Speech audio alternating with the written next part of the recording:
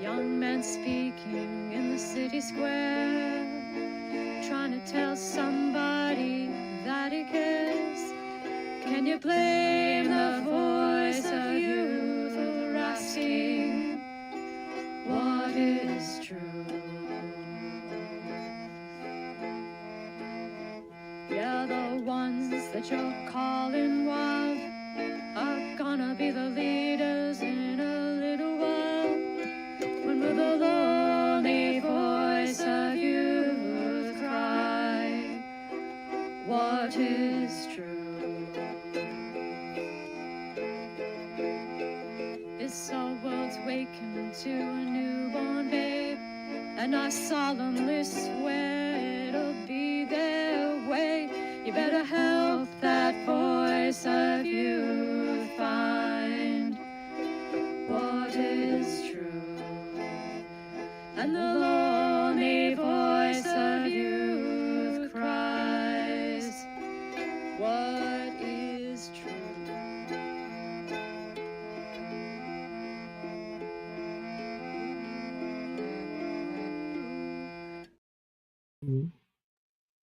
Welcome, everybody. It's Pirate Livestream time. Oops, my monocle's messed up. There we go. Now it's much better. Yeah, we're ready to do this. We're just doing them up at Madness because I've been sick as a dog while traveling, and I'm still recovering. But I've got my Sam Pal, very important. I've got my Muppet cup. Have you considered? You should, and it's full of Sam Pal, of course. Good stuff. And because I am recovering, I do have some tea, but it's dandelion root tea because that's helping recover. And of course, I have some Jordan almonds, which I've already eaten some of because I have very poor self control with Jordan almonds, as one should, by the way. Um, yeah, so no real topic thing.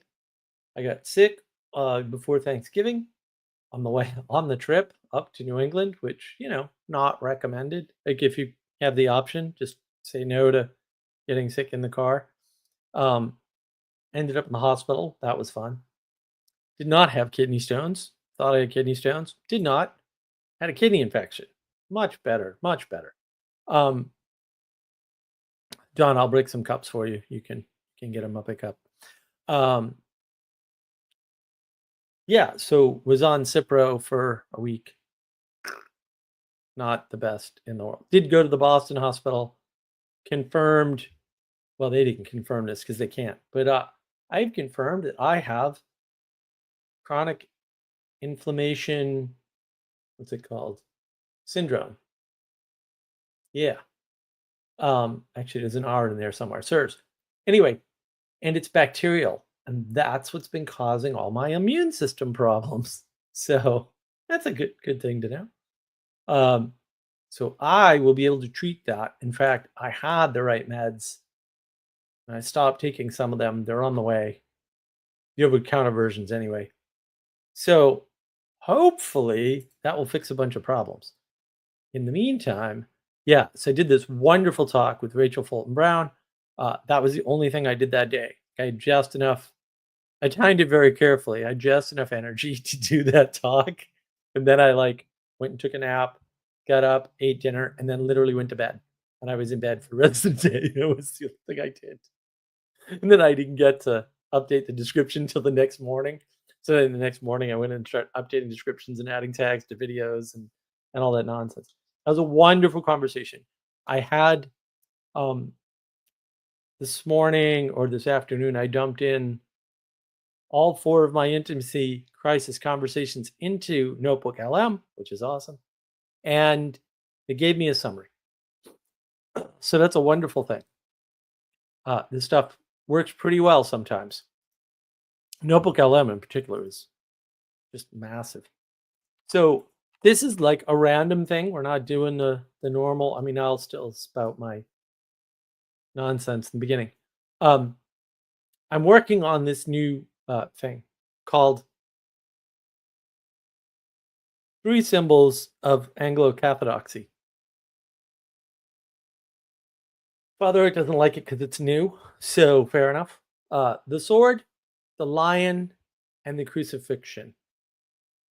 And I contrast this with the empty cross. Uh, do with that what you will.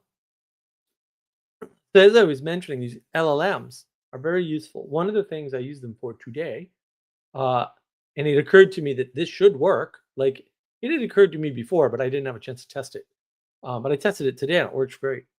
Um, you can find bullshit, the technical term, conversations on the internet with it very easily without watching the conversations. What you do is, I have a plugin for Chrome called Glass. Glass is pretty cool and it's free. And I've modified the prompt somewhat, although you don't necessarily need to modify the prompt. But I modified the prompt to like, don't just give me a summary or a blog post or whatever, but give me a list of ill-defined terms and whatever definitions they had for them. And so I bring up a YouTube video in Chrome, and then I hit a button, and it grabs the transcript, throws it into Claude, which I pay for now. Claude goes through the transcript with the prompt, and then provides me with this nice little summary. And then at the bottom, it says unclear terms and concepts or whatever. And this is fantastic. I also used Notebook LM. I grabbed the transcript manually and threw it into Notebook LM and asked a bunch of questions. It did a fine job of also noticing, yeah, these terms are not well defined.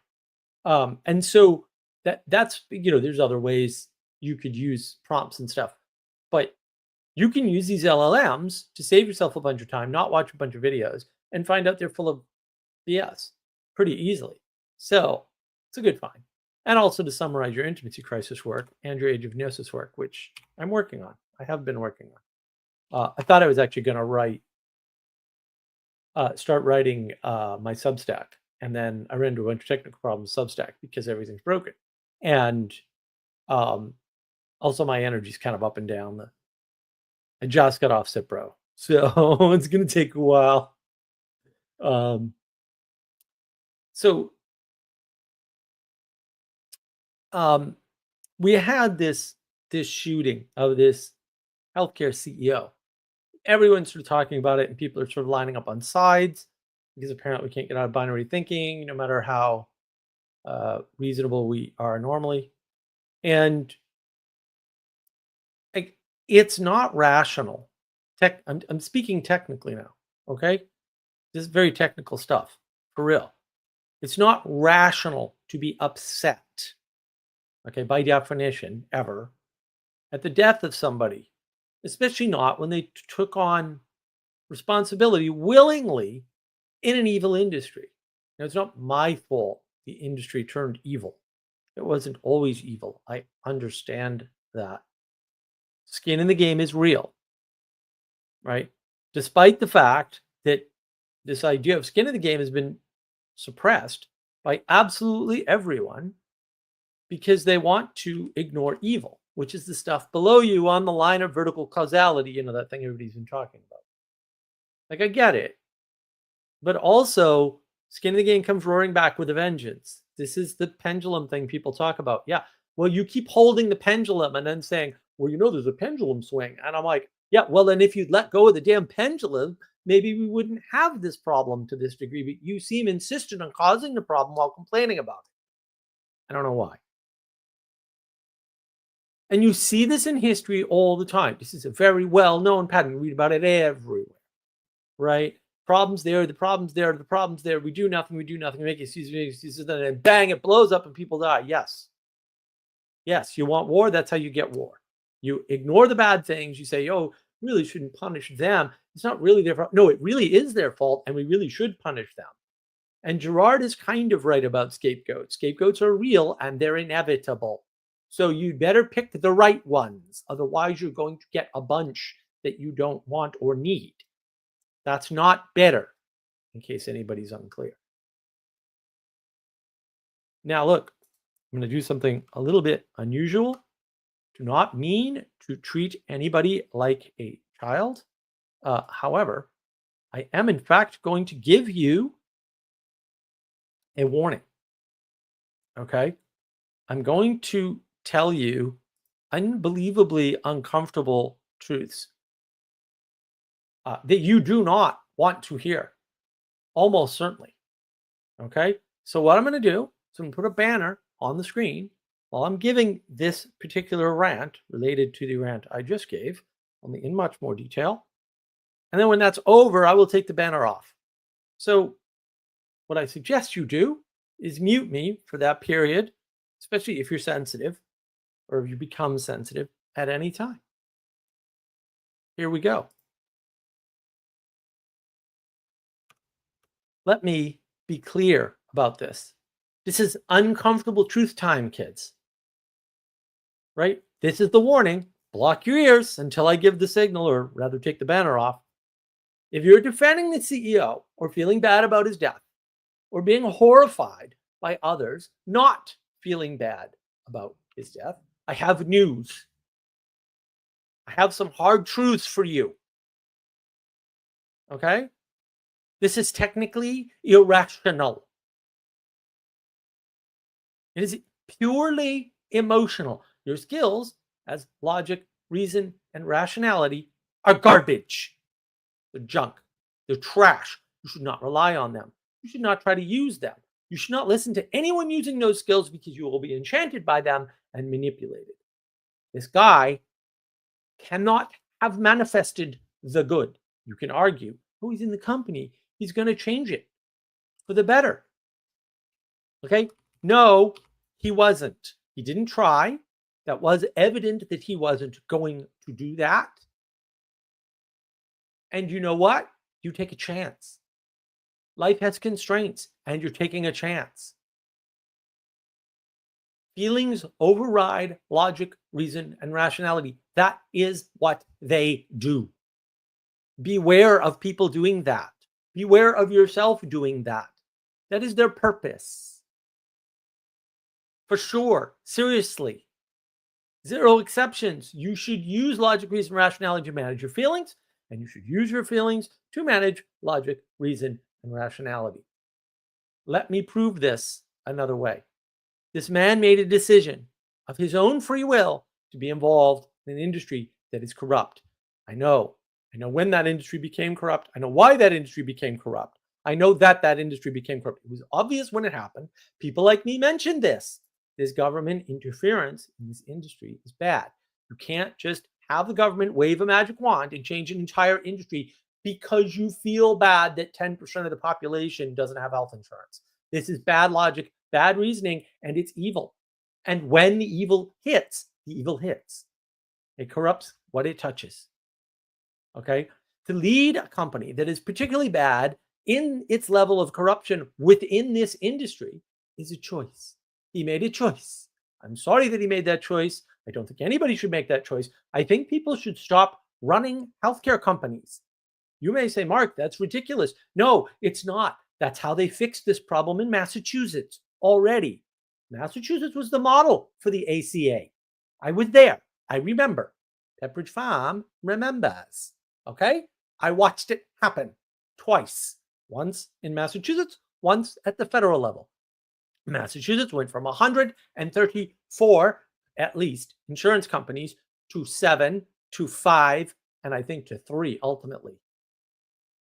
As the result of the same plan, although to be fair, it was implemented brilliantly in Massachusetts by a Republican, because the Democrats could never get it done. That might be a hint as to their level of pure evil, by the way, because it was never any other way ever. Not in your lifetime, not in my lifetime, not in your parents' lifetime. They were always the bad guys, folks.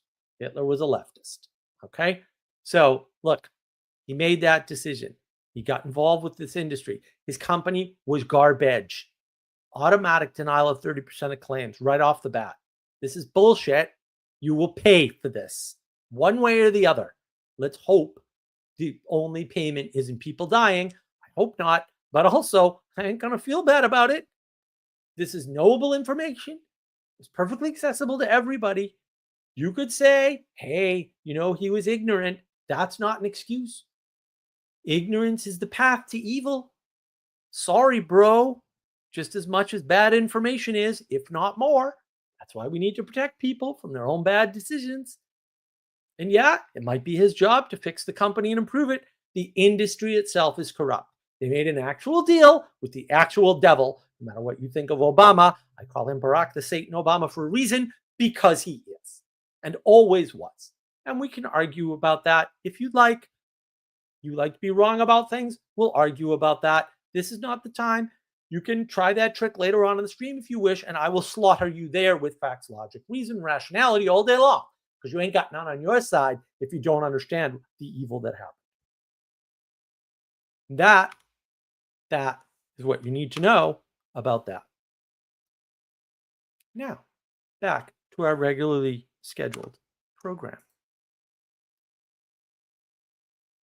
Look, in this world, you should not choose to be part of something that you could easily know was bad.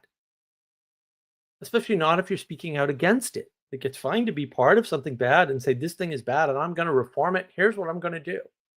And that puts you at danger too, by the way. Yes. That's the problem. The problem doesn't go away because you ignore and say, well, one side's not going to shoot me because I didn't do anything wrong. But if I speak up, the other side will surely shoot me. No, that's not how it works. You involve with the bad thing. The bad thing is there. You're part of the bad thing. Maybe you should involve yourself as part of the bad thing to make it better. I get that, but the price might be your life or someone else's or everyone else's. I don't know, but you made a choice. Whether you're ignorant of the risks and consequences or not is not my problem. I warned about all this when it started. I warn people about this all the time. All the responsibility is to you, right? And none of it to those screaming all along that this is a bad idea and this is a problem and this is going to end badly eventually. Did it take longer than I thought? Of course, it always does. I don't care.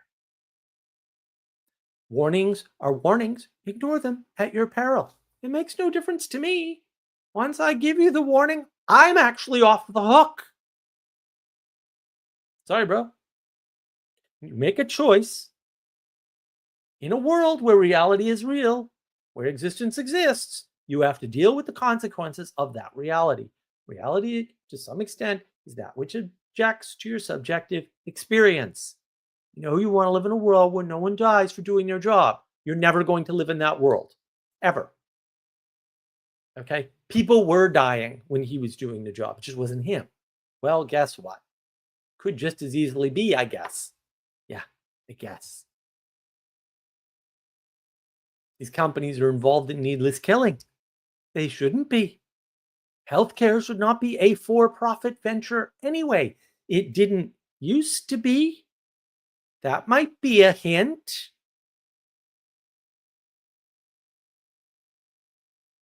You have to fight for people, for persons, for being. Otherwise, you're in league with evil. It's not that hard. It's really not that hard. The war was engaged a long time ago. I know you missed it. I get that. But the killing just took a lot longer, but it's here now. I've been watching it for years. And at some point, skin in the game returns. Nassim Taleb tweeted that out in response to this very incident. That's not my fault. I'm not taking responsibility for it. I'm not going to feel bad about it. I'm not going to be upset about it. I'm a stoic. I'm a pragmatist. I'm not going to be upset over the decisions of others. Sad after they pass, perhaps, but at the point of their poor decision, nor not at the inevitable outcome of it. Not going to happen. If that's your plan, you need a new plan.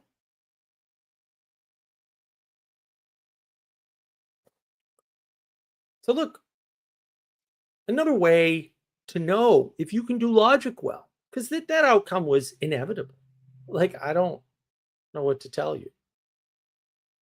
Let's look at Peterson. Peterson tells people to clean their room. He talks about hierarchy, order, avoiding chaos without demonizing chaos.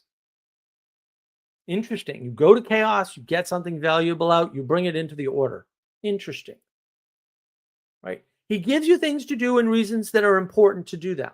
He connects all this together. right? He gives it to you in a connected world. Okay. If you then see Peterson doing all this, okay, and you fail to see why the Orthodox Church is doing so well, then I'm afraid that your logic, reason, and rationality is terrible. It's awful, horrible, horrific, nightmarish. You shouldn't try to use it. I'm being deadly serious. You're not good at this at all. None of these people who have been talking about Peterson and haven't mentioned those facts to you are good at anything having to do with logic, reason, and rationality. They're not. Or they're just not seeing the world correctly. It doesn't really matter. If you don't see the world correctly, all the logic, reason, rationality in the world is not going to help you. But it is going to make things worse for sure. Again, that means that you're prone to enchantment by anybody who will entertain you or tell you something true and obvious that connects and then connects it to your world, right? So if they connect something like, oh, the blue church, right? Okay, it's garbage. It's nonsense talk. Don't fall for this nonsense, whether it's old bug Curtis Yarvin or the distributist or local distance and the politic frame and the whatever, the philosophy. There's no philosophy. Okay? It's a garbage frame, just like politics. Garbage frame. So garbage ideas. Okay. They'll use the logic.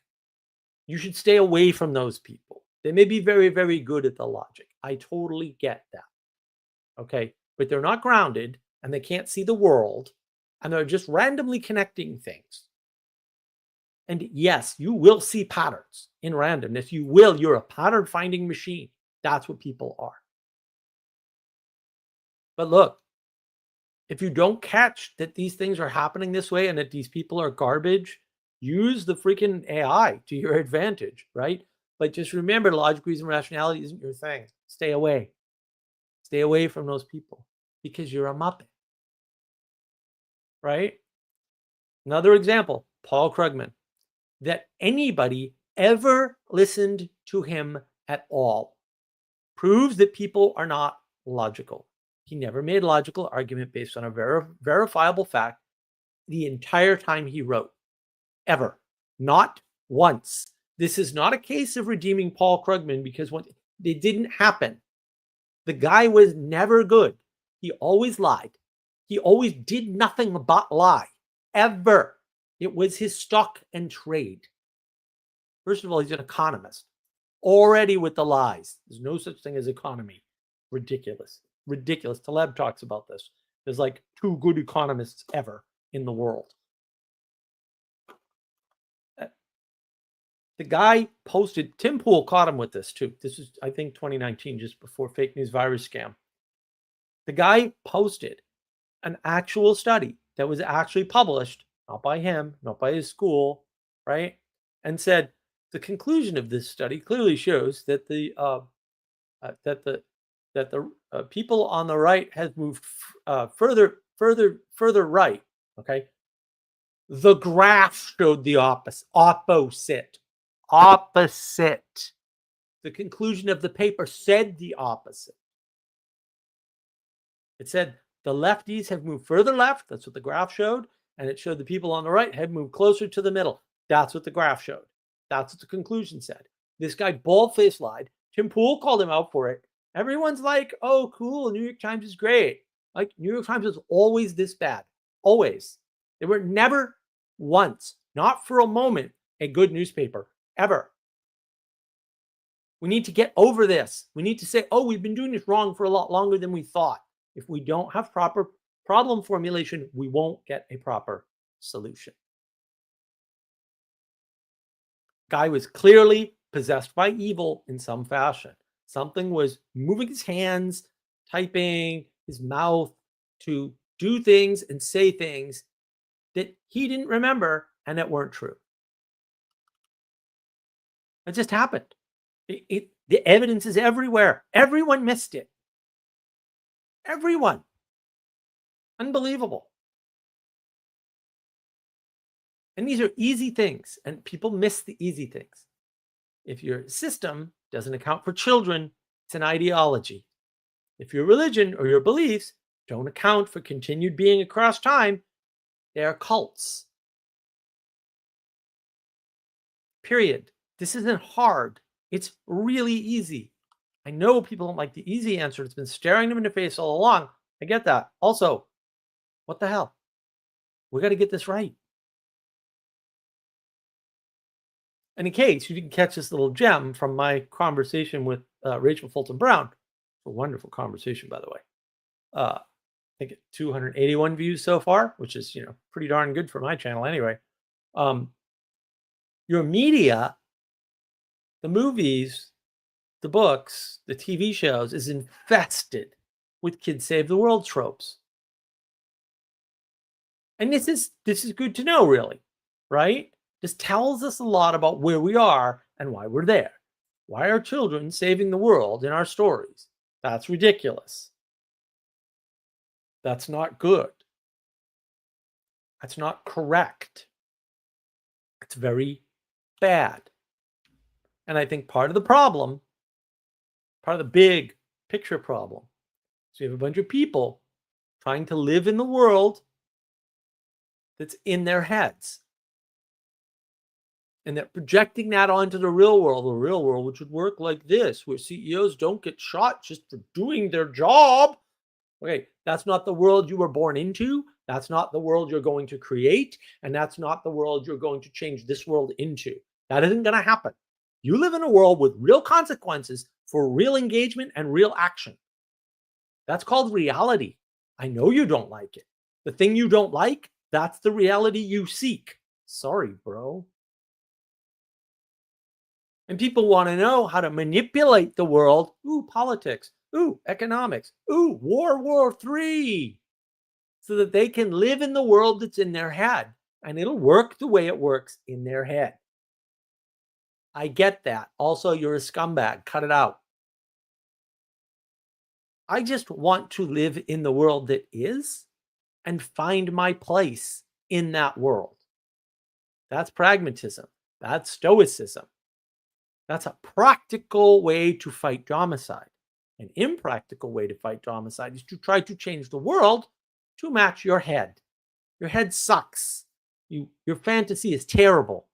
Don't worry about it. It cannot work that way. And that's what we're suffering from. All this projection. It's not good for us. It's not good for us to let other people do it without pushing back on them and explaining to them, no, that is your fantasy. That is not the world that you were born into. That is not the world you are ever going to live in. That is not the world. This is the reason why people are going, what is reality? If you don't know what reality is, what are you doing? You don't need to think about reality. You can just experience it, and then all the questions go away. It's not that hard. It's really not that hard. Is your experience of reality perfect? No, neither is anyone else's. No one cares. And it never has been for anybody. And they seem to get along just fine and built the beautiful world that you have that you're not worthy of, by the way, because you're useless. You're a Muppet. I'm a Muppet. We're all Muppets. Chillax.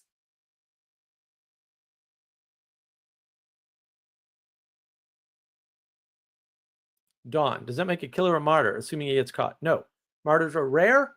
Martyrs never happen. Martyrdom never happens in your own lifetime. And that's more of a religious thing. He's not going to be a martyr because nobody is ever a martyr, ever. That's not how it works. It's not a formula, right? You got to die for your beliefs. He's not dying for his beliefs. He's dying for vengeance. And I'm sure that he should die for vengeance. Whether it be the killer or the killed, it doesn't matter. They will try to make him a martyr, but you can't. It won't work. It will fail. It's not warning over Muppets only be slightly upset instead of super upset. Yeah, well, true. Also note that going out into chaos and returning to order isn't binary or linear. Yeah, that's a good observation. Right. I really enjoyed the Rachel conversation. Well, good. I'm glad. I really enjoyed it too. I thought it was fantastic. Gave me a ton of jumping off points for the next 46,000 conversations I want to have with her, if she'll let me. Although she seemed absolutely thrilled. And so we will almost certainly do one more, hopefully many more. There's a number of things I could dive into with her, but I didn't get any of my outline out to her really. So, which is fine. I'm not, I was a little surprised at how much she had to say based on the little information I gave her.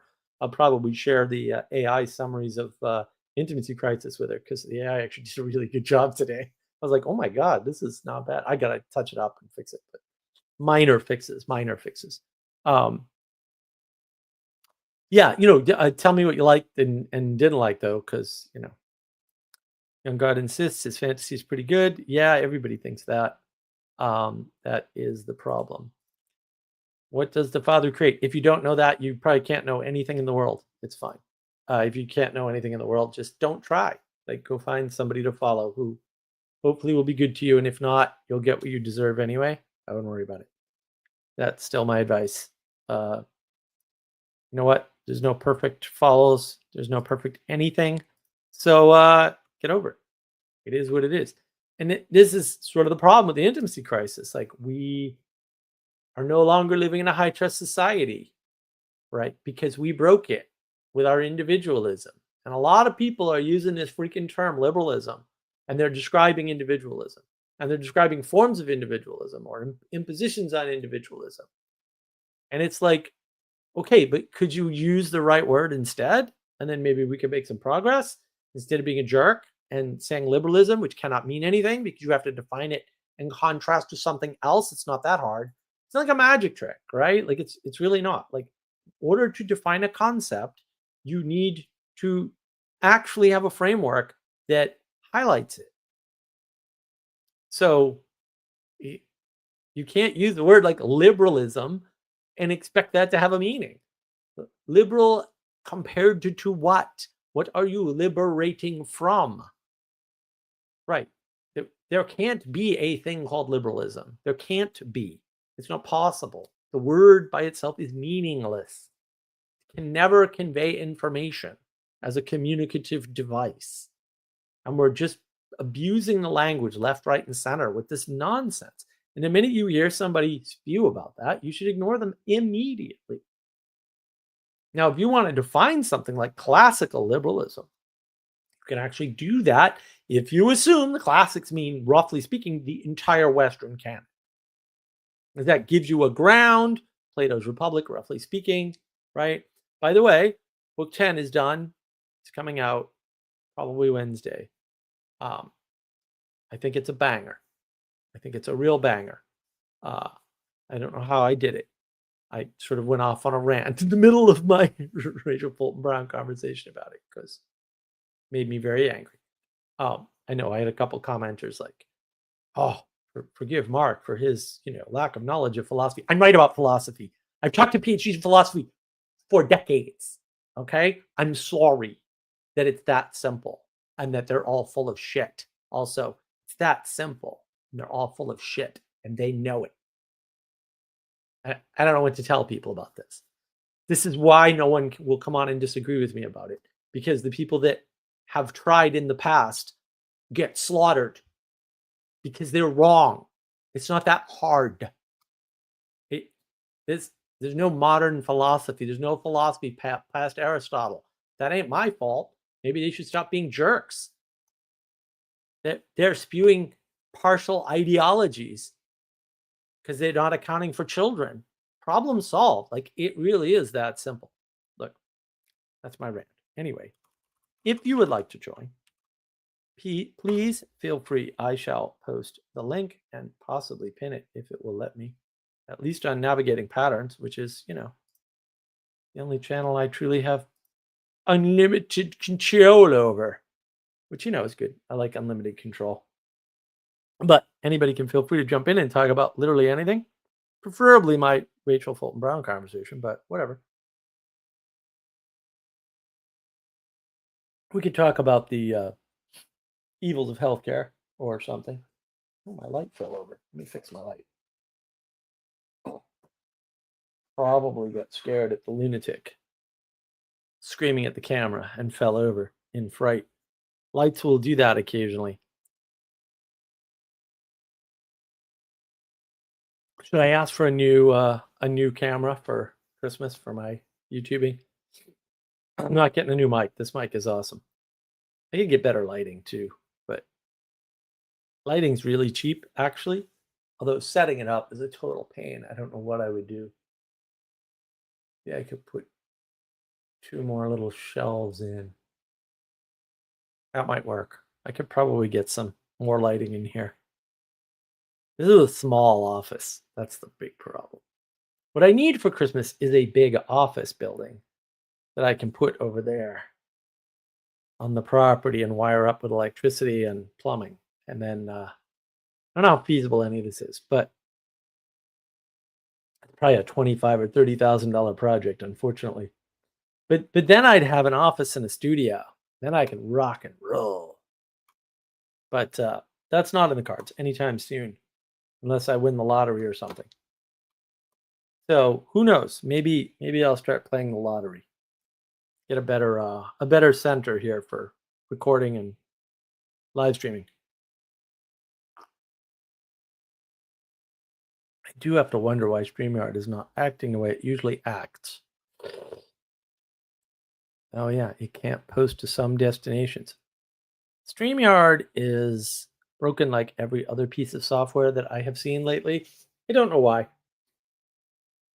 It is very strange though.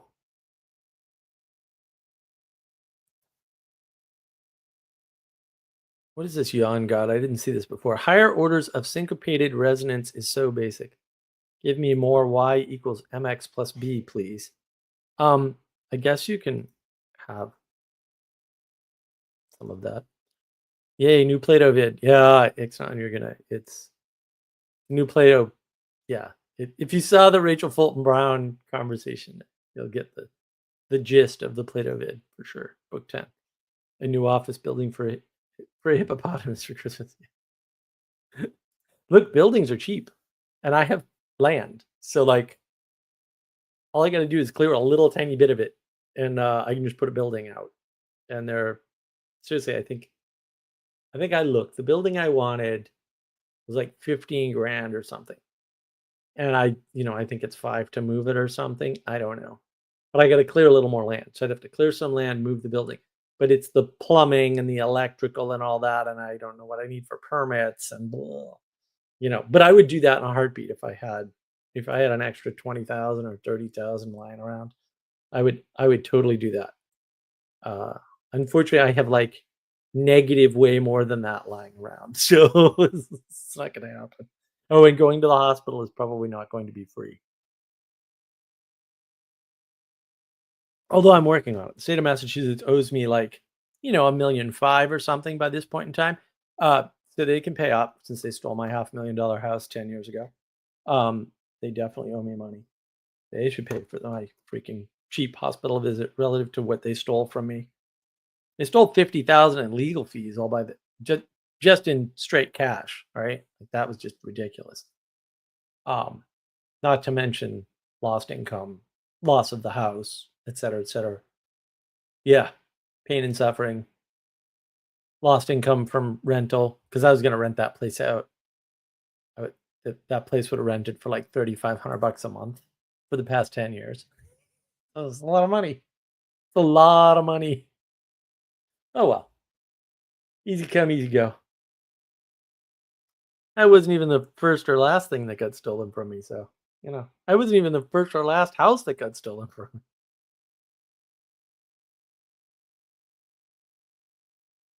It's a rough life. It's hard to be in this world without support. My recommendation is don't have an evil family. Highly recommended. Can avoid that, you're doing pretty good. If you can't avoid that, then you're kind of screwed. But reality deals you what it deals you. I mean, it's really like so many people are just, simultaneously denying reality and then whining about the fact that they don't know what's real. And I'm like, no, you know it's real. You just don't like it. And you keep rejecting it and going, and then whining that you don't know what real is anymore. And I'm like, well, That's your problem. That's not a problem of the world. That's a problem you did to yourself. I don't know why you're doing that to yourself. I wish you'd stop, but also not much. I don't. Yeah, people have this obsession about remaking the world. I don't know what it is. And all these YouTubers and stuff selling you, here's a better way to think about the world. It's like, well, maybe, probably not. Ethan, we have a resolution to that. It's called Jesus. Well, I don't know, dude. It's the sword, the lion, and the crucifixion, and not the empty cross, for sure. I think I like that formula for some reason. And I'm not claiming I know where it came from either, but also it came. Spiritual warfare is like we're midway through the war and the troops ain't fighting yet because everyone's still, trying to work things out in the material that aren't material and not realizing that these things aren't material. We're not these material causes you've squished things down for, which is something Rachel Fulton Brown talked about that I really appreciated. Like these material causes you keep pointing to, which are squishing down of Aristotle's three of Aristotle's causes into one, and ignoring the final cause. This is not explaining the world, and recapitulating it as economics or politics or blue church or whatever nonsense frame you have this week because you thought it up with your own two brain cells, of which you appear to only have one, by the way. So there's always that.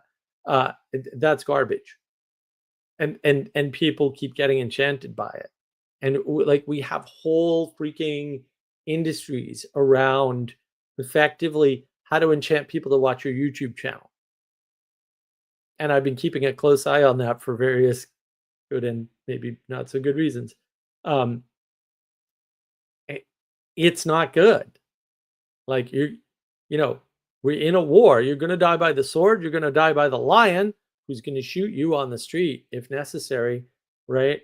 Uh, or you're going to get crucified, man. Like that's the game. Like that's the thing. That's the reality. Sorry. Ixnon, the privates are trying to be generals instead of fighting the lions. Well said, sir. Yeah, I mean, nobody wants to be a private. Nobody wants to fight the lions. Everybody wants to grab a sword, and it's like you can't wield a sword. You need to be useful where you can be useful, and not try to be useful where you want to be useful. It's not how it works. And I've been coming to this real scary realization. I sort of hesitate to talk about it, but I see these people, and I know some of them are my audience for sure, and they've played an awful lot of video games, and then they're just very skeptical about what I know about the world. And I'm like, but I didn't play those video games. Like I spent my time learning to sail, learning to cut down trees, learning to cook, right? Learning to do basic carpentry, learning plumbing, learning to program for sure. Uh, learning to fix cars, right? On and on and on. Like I, the time is gone though. Like you're not going to be that Renaissance man. And when you try to make up for it by being on the internet video gaming all day and hearing things from your pals, I mean, you're going to talk with a nasally voice, eat too much soy, and believe you know stuff because you read it when you haven't done anything and you therefore don't know anything. You only know what you do. If you didn't physically do it in the physical world where other people can independently validate it, you didn't learn it. You don't know it. It didn't happen. Sorry. And nobody wants to hear that, especially not if you were allowed to grow up and play lots of video games instead of being out there fixing cars, learning to cook, learning carpentry, learning plumbing, right? I get it. It's very sad. I don't know what I'm supposed to do about it. Get out there and do things, man. Like, that's what fixes the intimacy crisis. And that's the problem. Like, it's participation, participation, and more participation. And participation sucks. Have you met people? Horrible. Cannot recommend people. Oh my goodness. They're so imperfect and they screw up, and people never do things the way you would do them. And they take longer than you want, usually. Sometimes they're quicker, but that's more annoying somehow. And yeah, people are awful.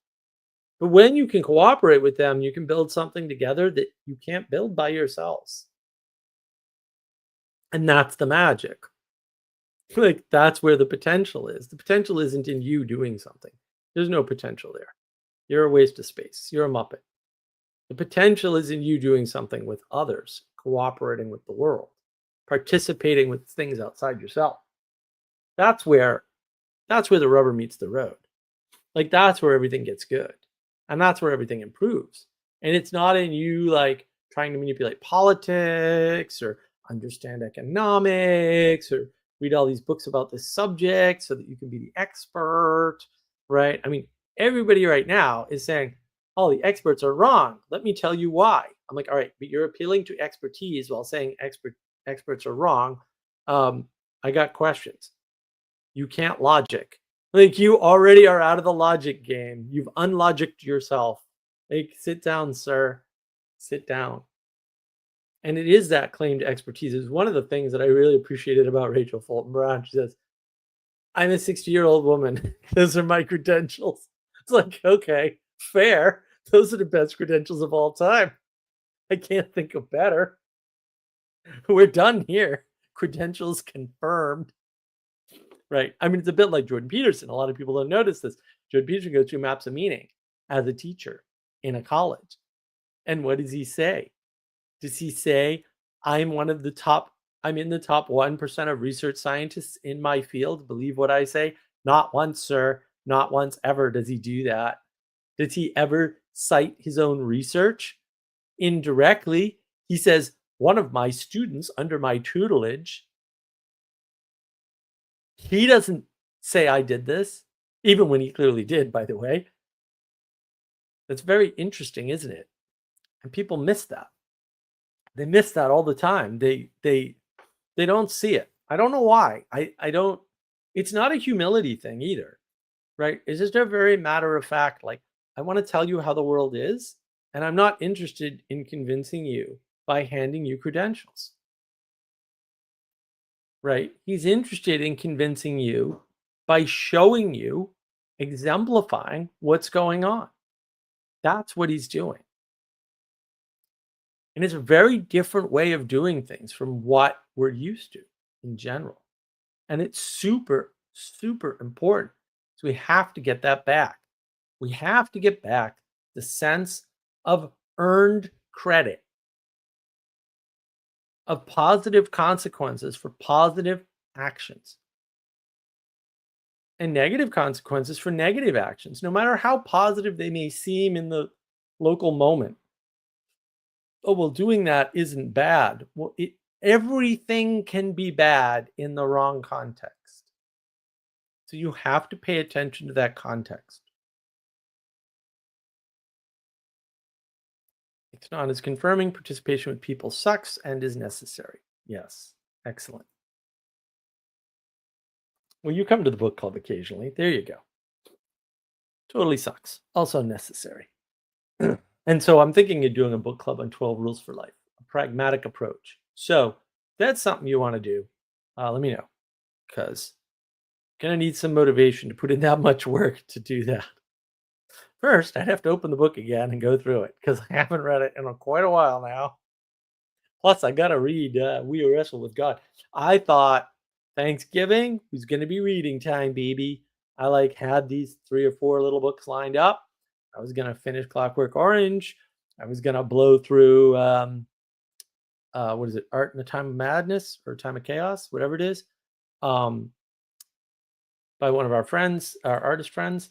And then I was gonna crunch through whatever I could get through of We Wrestle with God. And I read exactly 0 pages because most of the time I was either dead asleep or I was sweats and fever, or I was in a hospital. So I actually went to the hospital exactly the right time. It's a hospital that has all my medical records too, which is good. So they were like, "Oh yeah, well you've had this before, and here's what it is, and here's what it looked like last time, and all the compare and contrast from 9 years ago or whatever the last time I was there." So that was handy. Of course, we're changing medical record systems, so it's a mess. But the back end people had access to all my medical records, so that was good. But now that I know more about that situation, I can confirm my diagnosis. So that's great. Ethan, perhaps unrelated, but this reminds me of a famous quote from Manuel. Every decision has bad consequences. Yes, Manuel is quite the genius, and that is a great quote. Every decision has bad consequences. Yeah, and it's a trade-off. You got to trade off the good ones for the bad ones, man. People always go into this, well, what if this happens? And what if, and I'm like, yeah, what if? I don't know. Is it worth what you're getting for the what if? Because this is how we actually make calc. If you listen to people, it's so funny that people don't know this. If you listen to people, you'll figure it out. I mean, you can read Nassim Taleb too, which you should do anyway. Read all his books; they're great. But people calculate risk. That's what they do. And if you listen, you'll hear them calculate risk. You'll hear them weigh risk.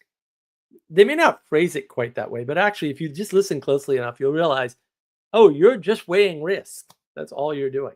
Yes. That's how you make decisions. You don't make decisions between two things. That's ridiculous and insane and impossible. Right? You make decision based on risk. And by the time you see something as, oh, I'm deciding between a ham sandwich and macaroni and cheese, you've already made a bunch of decisions and ruled everything else out. I rarely get down to two things, by the way. I'm usually at four. Like I go to a restaurant that has really good food, and I'm like, well, but I want all four of these things. What do I do now? I just usually struggle. Usually, like, ah. And then I have to do a calculation real quick. When was the last time I had X versus Y? And then I kind of figure it out from there. And sometimes I just have to eeny meeny miny moe the whole thing because I just can't do it. Ike, evil equals bad. That's true. Risk, I've never met her. I'm sure you haven't, Ike. I'm sure you haven't. Your women make you afraid. That's the problem. Women terrify men. I wish they knew that. I'm glad they don't. Can you imagine if they actually knew what they were doing and they could? Yikes, that'd be scary. I'm sort of glad that they don't. Especially some of the younger ones that I meet. I'm like, man, if she knew what she was doing, it would be all over for me. But fortunately, she has no idea the power she has. Excellent. Now I can skate through the world unharmed. This is a good day. Oh, true story, bro. Yeah, we calculate risk. And Taleb does a really good job of explaining how this all works, actually. That's why I really do recommend all his books. Read them in the order they were released. Fooled by Randomness is really good. Um, because it's very pragmatic because he's talking about stocks and stock markets and stuff. And it just turns out that's really easy to understand because you can relate it directly to math. Easy math, not hard math. Ethan, every good king has someone that hates him justifiably. Yes. Yeah, exactly. Well, and you should. And you should take your detractors seriously because otherwise they may turn into enemies, right? Detractors aren't bad. Like you need detractors. I'm always upset when I have to ban somebody from the Mark of Wisdom Discord server because I'm like, I like having the negative feedback, but usually they just go too far. Usually, the way you get banned from my Discord server is you attack somebody I told you to leave alone. And like, you can do whatever you want to me. I don't care. You're just not important enough for your opinion to matter to me. But like, don't screw up my friends because I'll just take you out. Like, I got no qualms. I just don't even bang. Okay, you're gone. Oh, Ixnay. Yeah, I was gonna mention this actually. Men and women have never understood each other, and that's never been a problem. Exactly. You see all this stuff about these memes about like what women are thinking and what men are thinking on the same issue, and it's vastly different. And it's like there's a book called Men Are From Mars, Women Are From Venus. And yeah, just read that.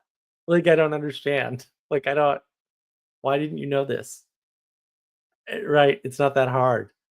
And the fact that women like overthink things and overcomplicate it and we're just really thinking about whether or not to smash something or build something or if we pick it up where we should put it down, and that's pretty much the total extent of our thought. That and of course Rome. But yeah, I mean that's stupid. Like I don't the women are always like, I wonder if he's thinking about blah. And it's like, no, I'm literally just wondering if the Patriots are gonna lose the next football game. Sorry. I don't know what it's like. It's not a euphemism for will Ukraine win the next war. No, it's really just about the game. Sorry. It's not that hard. But yeah, it's been that way the whole time, and like it was never a problem. Why are we making it a problem now? See, and this is it, right? When you reject reality, you create a bunch of problems that aren't there, and now you're going to deal with all those and reality. But you did that to yourself. Like, just stop, Ethan. Most people think the only reasonable explanation for what anyone to hate a good king is due to ignorance or a lack of quote knowledge. Right? No, exactly correct. Um, Benjamin Franklin, I feel like there are also big differences in category. Okay, men and women are not categories. That's the first problem. Yes, there are big differences. If you can't figure that out, then there's no help for you. Don't worry about it. Like a lot of people get upset, like, oh, I can't figure this out. Okay, maybe you can never figure it out. Like, move on with your life. Maybe you don't need to know it because nobody else knew it either. Do you ever like people never consider these cases? I'm like, these guys are supposed to be logical, and they hang their hat on logic, reason, rationality, and they like bothered to go to a college, and they can't figure out that there's just a bunch of things that they will never understand, and maybe most people never understood them, and maybe it just won't have a negative impact on your life. Like you don't understand. Like I don't. Do you really not get that? And of course, they don't understand that's true for almost everything. You will never understand almost everything ever at all, even a little bit. It's okay. It'll be fine. Like I don't think where's the fire? It's perfectly cool. Ugh. And people get so wrapped up about the whole thing. And I don't know why. I don't know why. And people cannot go back. Man, when they have made their freaking mind up about something, they can't go, "Oh, I was wrong about this all along," and just start over. They have to make it a big deal and a conflict. It's just all these people causing all these conflicts all over the place. Instead of just deciding to drop their beef, admit they were wrong, at least to themselves, and just move on. Because no one's holding their feet to their fire on their bad decisions anyway. And they're just pretending like everyone is. And I'm like, I don't know what you're doing. What are you doing? I don't get it. Where is this coming from? But nobody wants to admit they were wrong in the past, and they just keep I don't know, they keep doing the thing, and I'm like, "Why don't you just drop your grudge and move on with your life?" Like, you don't have to pretend it never happened, although maybe you can. Like, I don't know. And just, like, move on instead of holding on to a grudge and making it worse over time, because that'll make it worse. Those, Peterson talks about this, right? The little dragon that grows, then it becomes a big dragon. Like, yeah. Why are you growing dragons, bro? Like, what's going on with that? And yeah, some crimes are so horrific you can't make up for them. But that doesn't mean you have to hold on to them and nurture them and make them bigger dragons. I don't know. But a lot of people do that. A lot of people.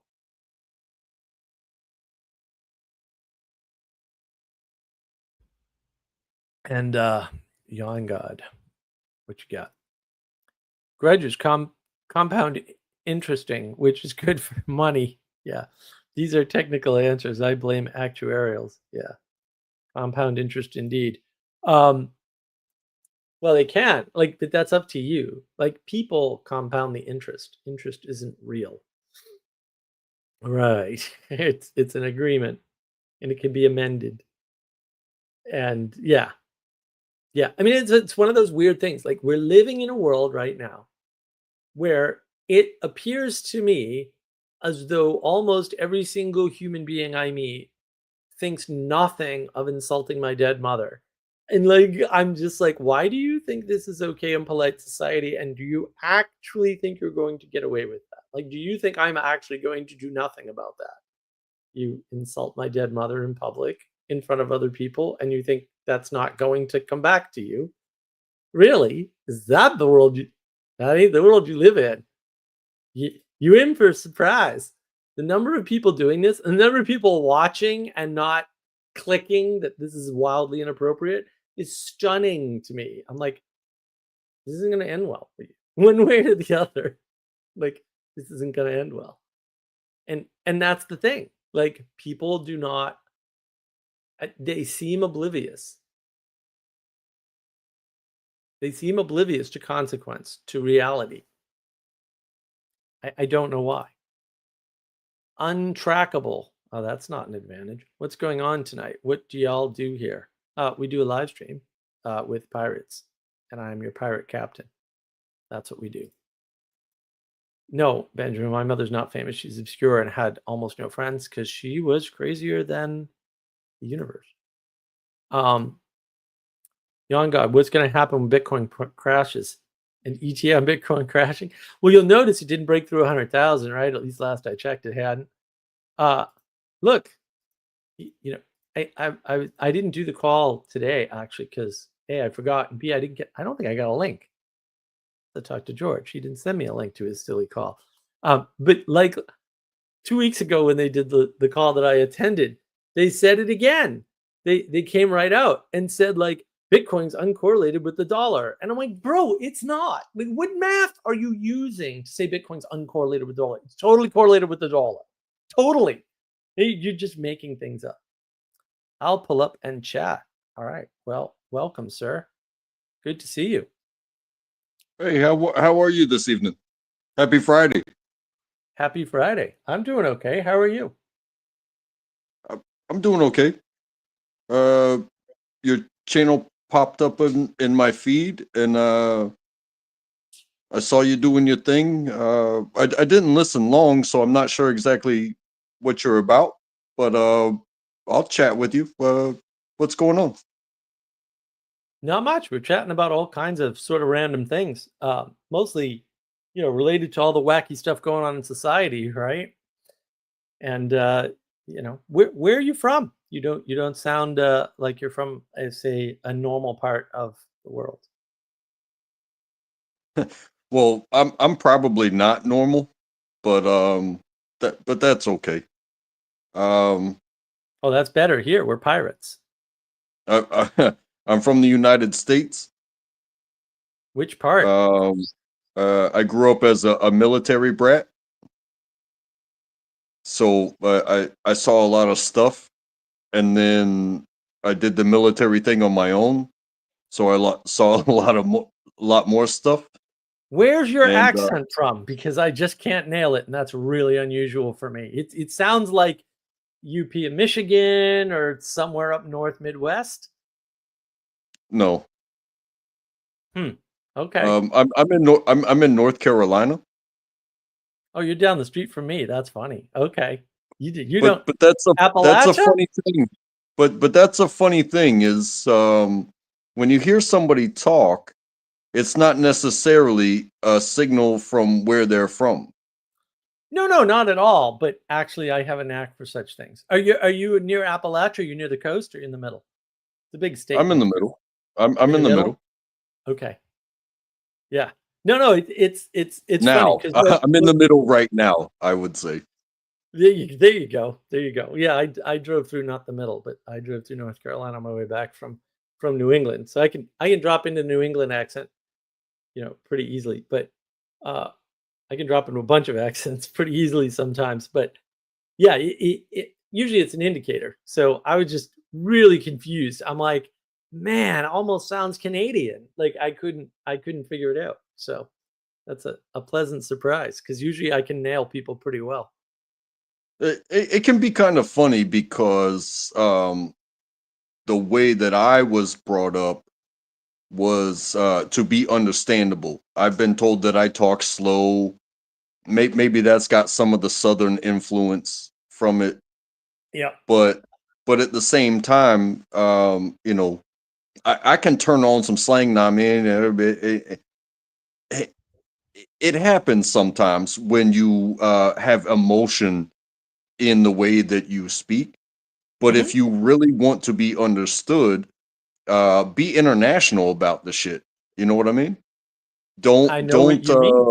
don't pigeonhole yourself and be like, oh, well, I'm from here, so if you don't understand me, well, then that's your problem. If I Yeah. want you to understand me, I have to speak in a way that gets it across. And when there's two people on panel, it can be a bit loose.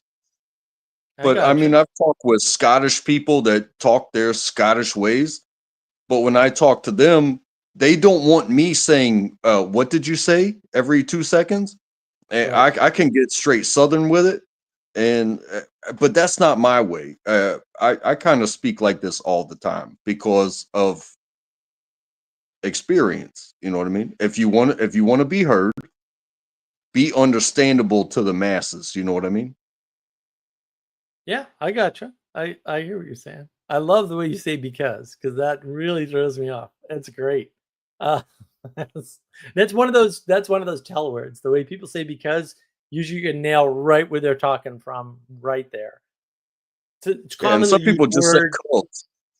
Right. cause this, cause that. But I Yep. say Yep. because usually when I'm saying because, it's a thinking word. So Yep. I'm drawing it out so that way I can think about the after. Mm-hmm. Mm-hmm. Yep. Sally just says radio voice. You do have a radio voice too. That's true.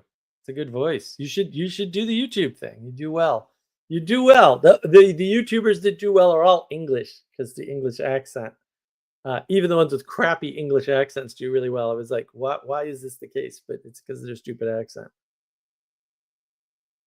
But do you ever find that an accent that's not your own uh can seem a bit exotic and therefore intriguing and entertaining? Oh, I love, Like like I love, like Piers Morgan to an American. I love accents. Yeah, no, I mean, even just in South Carolina, unfortunately, not a lot of people have the Southern South Carolina accent for whatever reason. But when I hear it, I'm just, oh yeah, just knock me over with a feather. I love the Southern accent. I love a good British accent. I love accents. Accents are fantastic. Yeah, they definitely get me swooning for sure. Yeah, I mean, and I've even got a buddy, and I didn't grow up where I am right now. Understand? mhm. But Yeah, military brat, sure. as an adult, I've made a buddy, and he was born and raised in this area. Never really lived anywhere else. But he married an Australian woman. Oh, So you mix that southern twang with that Australian accent because that's who he's lived with, that's his yep. partner of like 30 years. Wow. And you mix those together, he can't help but to have assimilated to his household and his partner. Right, And so right. it's a bit southern and it's a bit Australian. So when you hear him talk, like, man, where are you from? He goes, I'm from here. I'm born and raised here. I can't even imitate his accent because it's southern and Australian at the same time. Yeah, yeah. Yeah, I love those mixed accents. Yeah, I grew up in Lowell, Massachusetts, so and then I can do Boston, and Lowell and Boston aren't the same. I can do a bunch of neighborhoods in Boston, and I can also speak this sort of upper classy Harvard garbage, ugh, although it makes me barf to do it. I can do it, right, and then if you want, I can drop right into some kind of Southern sort of thing, just because it's easier. It all depends on what you be needing at the time when we're talking. That's all. Yeah. But being understandable, even with a little bit of a twang, I call it a twang because there's a Yeah. difference between a twang and a slang. Yep. Uh, Yep. you know, it people are always going to notice that there's, a location to your Mhm. vernacular, but or your, but then you get into the dialect of things.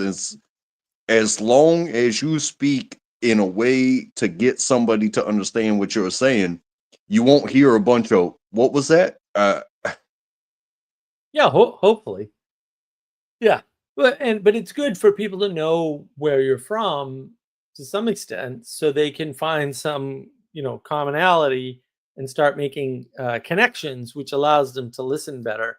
And that's usually the problem is people don't want to give that information up anymore. And it's like, yeah, but it's actually very useful for people to hear that so they have some place to try to connect with you on.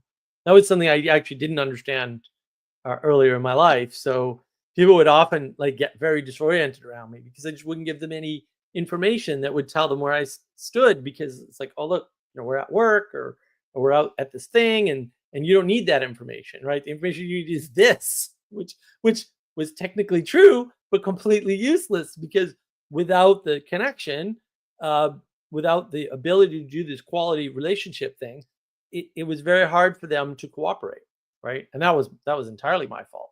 I just didn't know it at the time. I had no idea. And I'd like to say also, just a tidbit about me.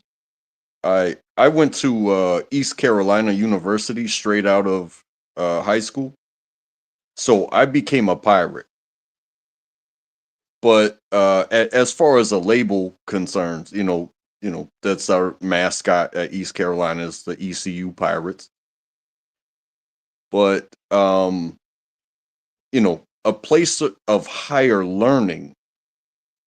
I found people. Uh, I was not like popular or socialized or anything really like that until I was set free and able to do my own thing. So I really didn't go to class. Hmm. I found people. And at the same time that I was searching for value or trying to create value for myself for the next level of things, I was I was drawn. It was that natural draw to just be around people all the time. Mm-hmm. Mm-hmm. And it meant it means so much to me today that I went to college there for a year and I failed damn near everything. Mm-hmm. But I tell you what I didn't fail was people. Mm. And throughout my life, the many paths that I have chosen, um, I will never disregard people because each and every step of the way, you never do anything alone. Right. But Right. as a pirate, um, a person could be a tool, a person could be a partner, a person could be an enemy. Uh, it's all about how you choose each path along the way and the people that you meet.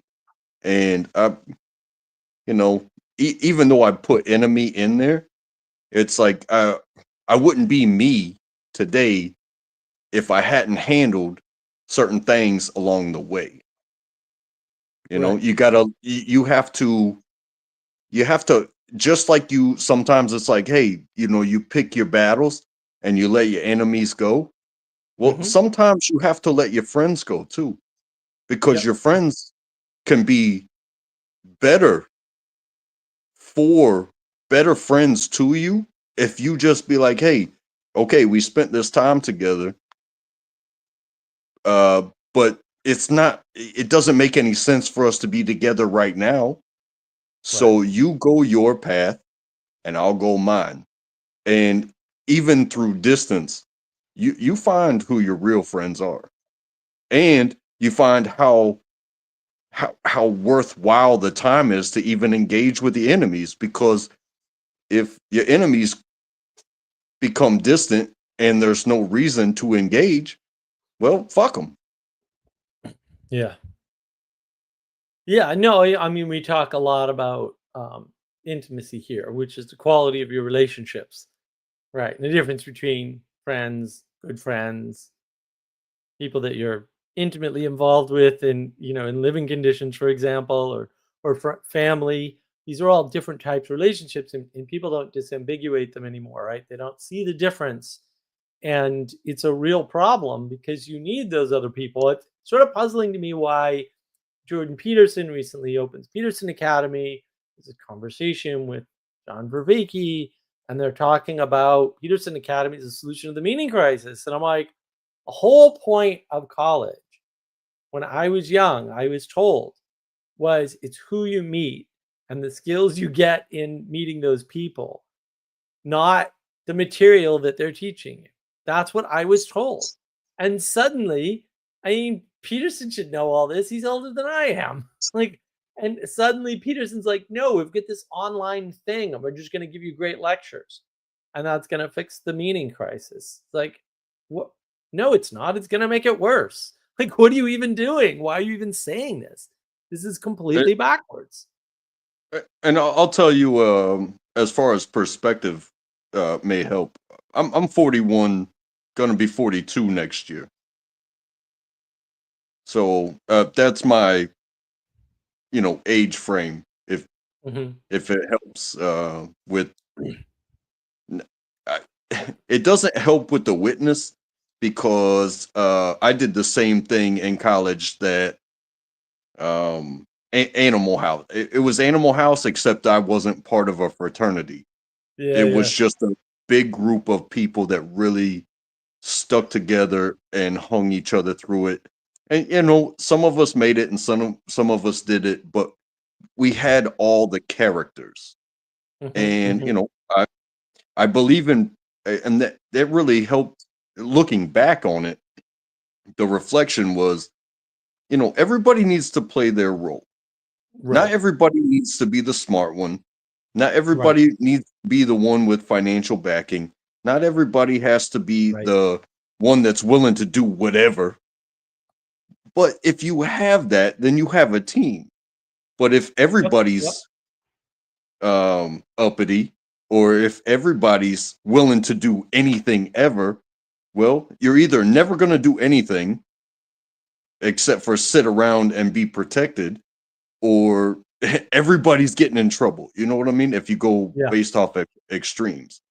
But if you have a team, and again, based off of my age, one of my favorite shows was the A Team. Each and every one of those characters was different. If they had Yeah, all been the same, they would not have had the success that they have. You got to have the strong one, you got to have the bold one, you got to have the smart one, you have yeah. to have these pieces. And we each and every one of us have those pieces inside of us, but some of those pieces inside of us are stronger than others, and that's what's going to stand out and be Right. beneficial to when you reach outside of your body and become a member of a team. Not everybody gets to be Tom Brady, but not everybody gets to be Randy Moss either. Right. Right. Well, then that was one of the themes I was talking about earlier. A lot of people want the reality from their head forced onto the world instead of figuring out, no, reality is figuring out where you belong with what you have around the people you're around, because sometimes you play one role and sometimes you play the other, because that's what needs to be done. And yeah, I mean, the friendship thing's really tricky too. I mean, I always recommend the movie Rounders. It's one of my favorite movies because it's about a friendship that goes too far, and enablement, and look, you can enable people such that they get you in trouble, and that's not good for them or you. And everybody misses that. I think they're saving the person from themselves, but they're actually not. Apparently you are now Yon God's spirit animal somehow. So that's because of the beard, man. But look, you gotta be in your 40s to have a beard like that. Just it's part of the requirements. It's part of the lessons learned as well. And I don't grow a beard. I just don't shave. And There you go. yes, I do cut it off. I take it straight to my face. I take it all off. Um, I'm not going to put this on you, but I've mentioned it because it's happened before. Was my first open panel experience, like I'm talking to you now. It was a full panel, and I was like, it, it wasn't like I'm new to this, so I've got to do something crazy. I'd been talking to these people for like a month, and I said, "Hey, I feel like doing this today. Do you guys want to watch?" And I got a bunch of yeah, because I was gonna do it anyway. I just asked Yeah, if yeah. they wanted to watch, and I was Mhm. new to being on panels. And as soon as I said it, somebody, uh, a common member, was like, this is where that team comes in because I was just going to shave my face and show people. Mhm. But a Mhm. team member of common people was like, wait a second. We can turn this into something. Hold off for a second. And it was probably like 30 minutes. Um, had a dedicated $120, but each donation came with a stroke or the first stroke and make it look Yeah, like yeah. this. And but again, it's hair, so either first come first serve or the highest bidder gets to pick. But when it's gone, you, It's gone. Yeah. you can't go backwards. So you have to build, the next donation has to build off of the past donation, because Yeah. if I shave like straight down my chin like this, or if I shave the mustache first, you can't go backwards in donation That's to right. get the look that you want. But you have to pick the you know, and $120 that went to the channel. Nice. And I believe that channel, the owner of the channel, he don't need my beard or $120. You know what I Mhm. mean? Yeah. So it's kind of been a thing. It was like, well, if that was a spontaneous thing and it got $120, I've mentioned to the people that I talk to, um, which I surf around, and that's how I found you, and I'm thankful for that. Nice to meet you. Good to meet you. Yeah. Well, it's good. It's good to have participation, and people want to participate. And the ways you can participate online are kind of limited to some extent, but it's good when people want to contribute and participate, and you know, give super chats, buy stuff from stores, all the normal thing. And uh, it's wonderful when they can find a common event to share and build upon and feel like they're involved, because we're in a very disconnected world lately. And there's no particularly good reason for that other than this heavy individualism that we're struggling with. And that that's really tough. Oh, look at this. My Australian friend will be stopping by briefly. Okay, So that'll be good. Get but somebody from Australia in here with a different accent. I I think it means a lot to me, even based off of what I already said, is that who I am on here, online, um, it means nothing without somebody to talk to. I don't run a channel, um, so I'm not coming up here to flex. I'm coming Mhm. up here to talk to people. Mhm, You're mhm. a person, and I saw you up here alone, and you had the link, and so I felt like you were welcoming people to come into the door. Yeah, But absolutely. nothing I say matters without a teammate. Right. Yeah, And communication doesn't work if it's just one person, right? It's the sound of one hand clapping. I mean, I could just as easily have not clicked that link and watched your channel or any channel and just talk to myself all night. But that's not fun to me. Mhm. Because then, there's no connection that really makes it work. Right. Right, and that's what we're hungry for is connection, and that's part of the the meaning crisis is people aren't able to make connections in the world anymore.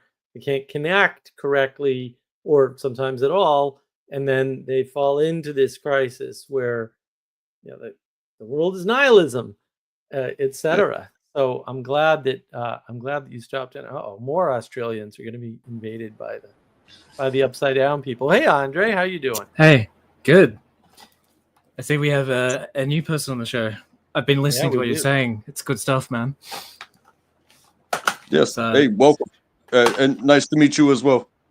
it's good to see your face on the show because, like, as I was like trying to get stuff working, I was listening to your prelude, I'll say, about the beard donations, and that you stopped by, and like exactly that's what we love here. Is just if you want to jump in, jump in. Doesn't matter who you are. It's a new face is always welcomed.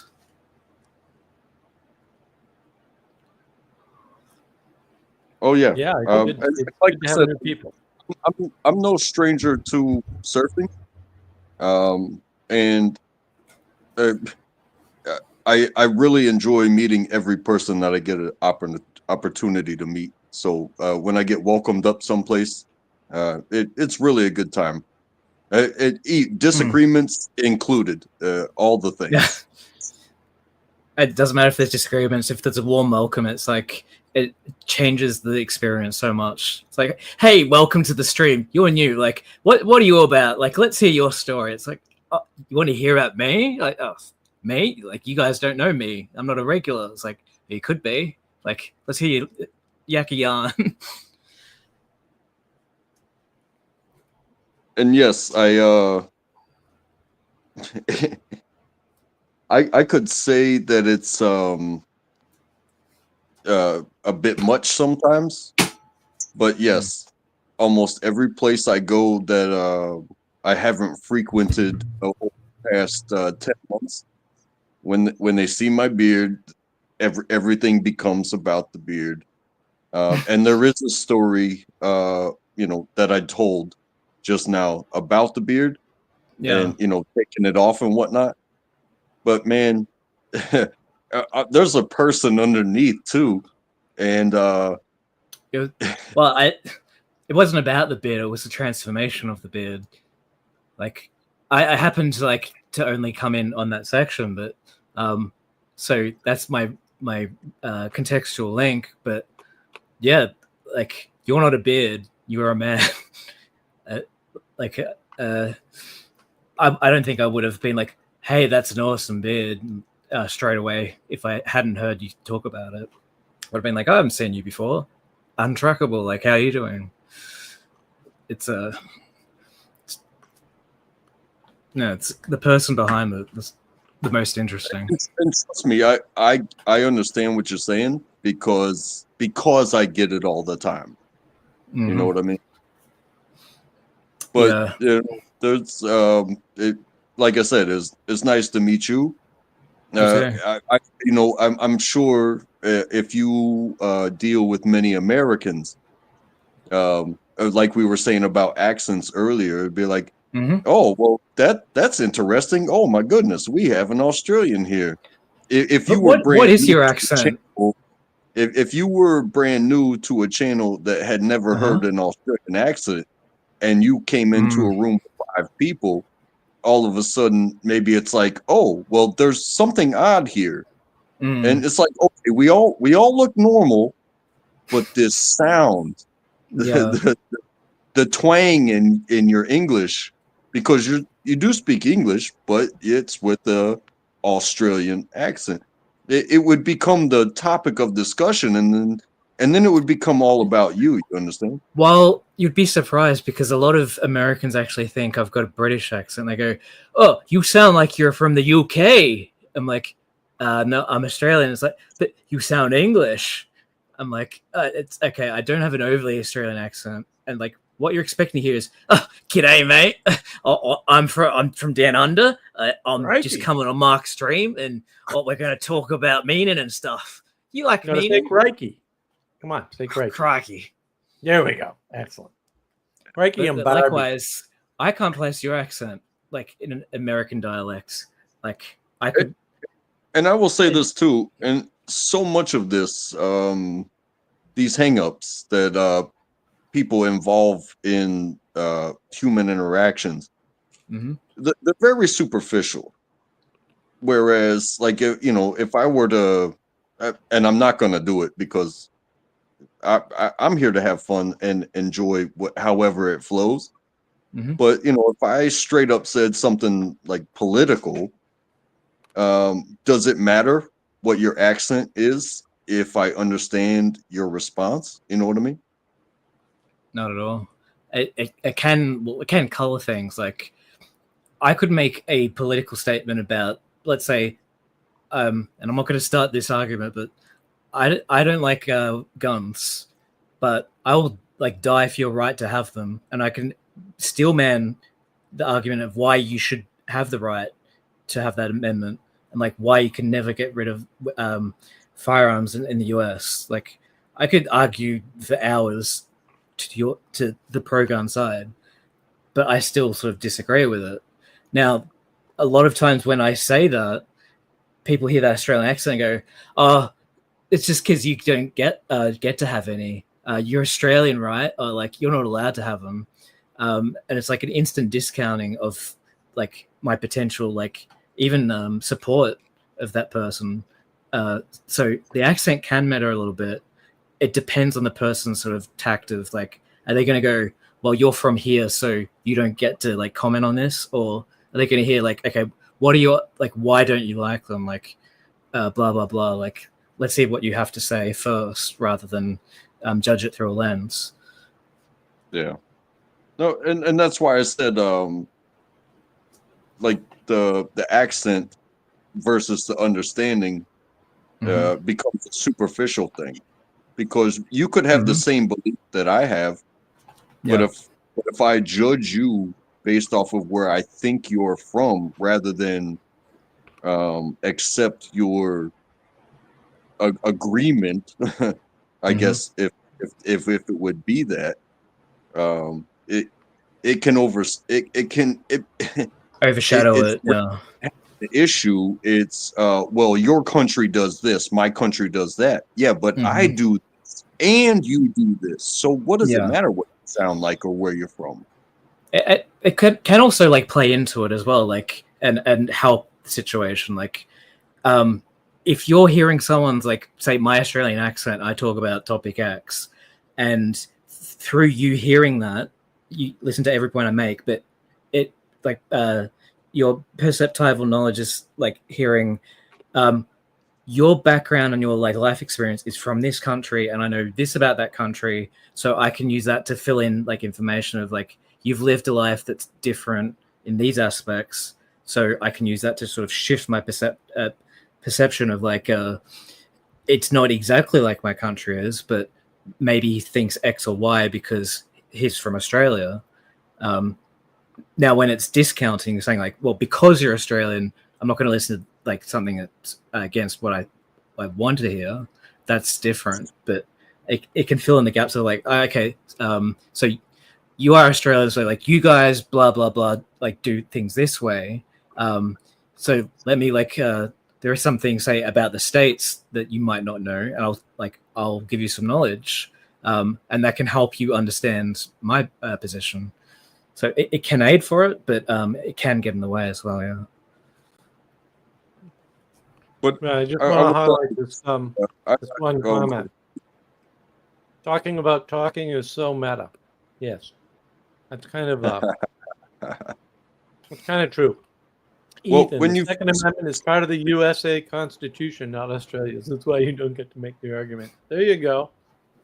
It's when you first get to meet new people, Mhm. establishing an understanding of how we're going to talk to each other, that's what leads to the deeper things, you know. Yep. Establishing like the unspoken rules of discourse and like how things are going to play out. So you need to talk a little bit like about talking about things, and then it's like okay, so we're going to like we're not going to go like okay, make a logical argument here. Oh, you're using logical fallacy, yeah, because you're using logical fallacy, why? And like sort of the Reddit moderator sort of mode of discussion where if someone makes like an appeal to whatever, you're just going to be like, okay, I'm not going to listen to what you're saying because you did this thing wrong. And I've got a list of all the logical fallacies here. You could do it that way, or you could be like, okay, we're not going to bring in, don't ask for citations. Like, if you say, like, we're going to take you at your word that, like, if you say you saw a study, that's fair enough. If someone asks to see it, then you don't have to provide it instantly, but you should maybe know, like, the name of it or something and say, like, look up this and get them to do the work. But, yeah, some unspoken rules, I think, can help. Yeah. yeah. And I I think think that young God wants to know if you play guitar. You play an instrument? Tell us. I do not. I don't know No? who that was. I don't know who No, that was directed to. no guitar. I don't. Who's directed to you? I do not. Already. I do not play any instruments. I am not a musically. I enjoy music. I don't know the artists of my favorite songs. I just know when it comes on and it touches me, like, yep, okay, I can get down with this on my commute home. You know what I mean? Yeah. Mm-hmm. That's good. That's all you need for music, right? Is to know what you like. You don't need to know all I the do details about it. the separation of the art and the artist Mm-hmm.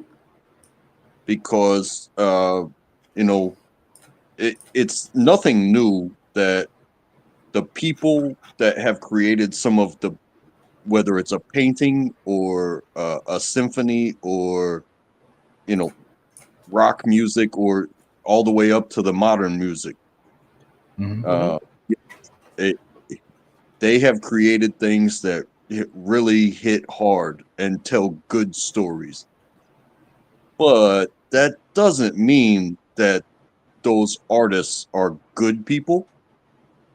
Right. You know what I mean? I got you. They have been sick. They may have been disgusting. May have been vile. But Yeah. does that change the way that I mean, even if they were Yeah. the best of people, when they die, they're not there anymore. Yeah. In 100 years later, somebody's still listening to that music for a reason because it touches them. The person didn't touch them, but the Right. music did.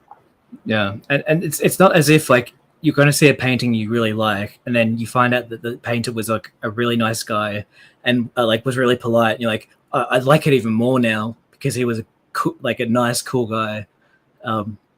It's not really going to enhance it. It's just, I think, yeah, that I don't particularly like people detract from like a piece of artwork or like a piece of writing because the person was X or Y. Like like one of the things that is frequently raised, and Mark will probably roll his eyes, is like Heidegger. It's like, well, you know, he was a Nazi, right? It's like, okay, like yes, but Well, that so that actually matters when you pretend to have a philosophy. Right? The way you live your life actually tells you a lot about, yeah. But about that's philosophy, right? Yeah, had you been a painter, it wouldn't have been an issue. That's true. yeah. Well, I'm just using like the sort of separation there. Like, But not saying anything that about separation philosophy. doesn't exist in that in that is. Right. It- I got a question for yeah. you on Trackable. So, what would you do if I gave you a cursed gold coin? Because this is an interesting question. If I handed you a cursed gold coin, what would you do with it?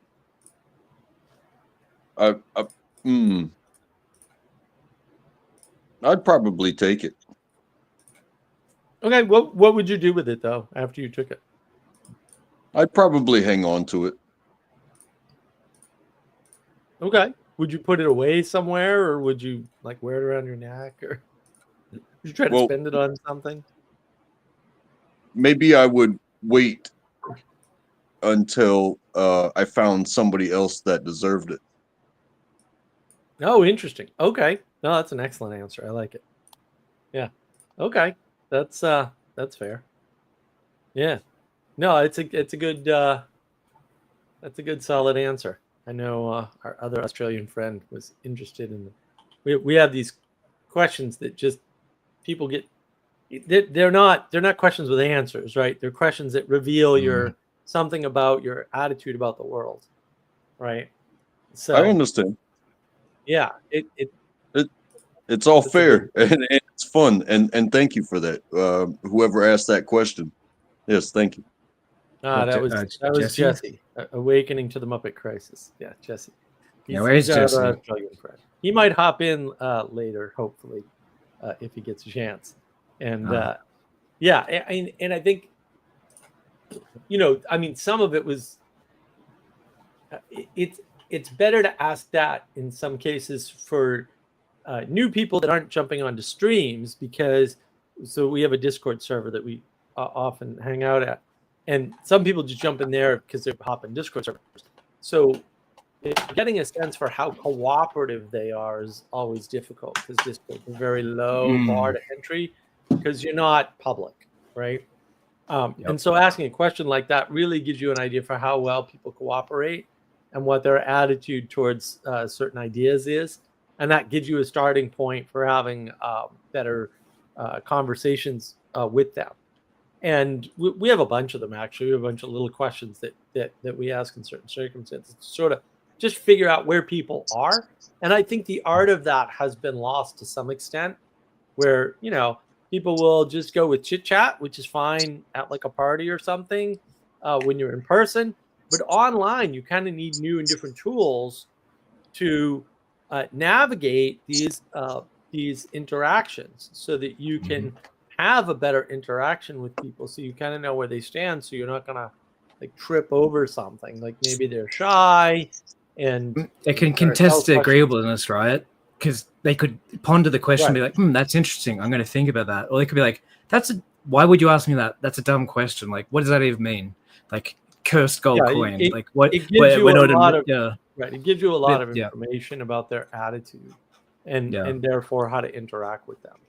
And so, the difference between the online versus face real life is online. Maybe you're not.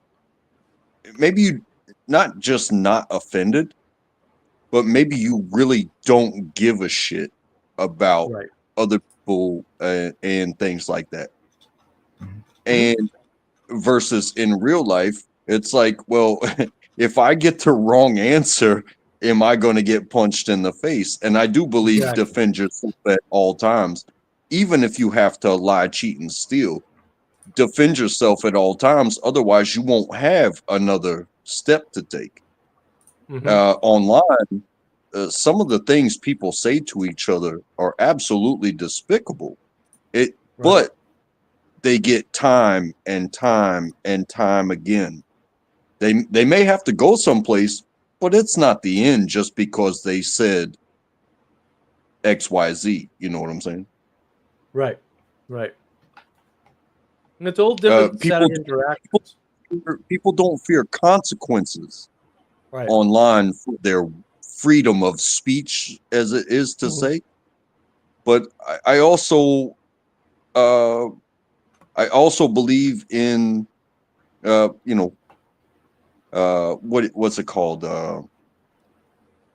Courtesy and etiquette, respectable discourse. And when you are in a situation like this, it's a one-way mic. Only one person gets to speak at a time. So if you eat your mic and scream at people and respond to everybody all the time, even when it's not about you, Mhm. you Right. you may not be too favorable. Right. Yeah. Well, and yeah, I think etiquette's important, and people are sort of rebuilding etiquette. And I find that a lot of people, when they talk about freedom, what they mean is freedom from constraint and consequence, which is a Mhm. very different thing than, we'll say, um, a healthier discourse on freedom, where freedom is well defined to be freedom from something in particular, and the trade-offs are also well defined, because a lot of times people don't understand. Yeah, look, you can not have to work for the man, whatever that's supposed to stupid mean, right? But then you've got to run your own farm and grow your own food. It's like, well, that's, Mm. that may not be the deal that you thought you were getting, right? Because you may not have thought it through.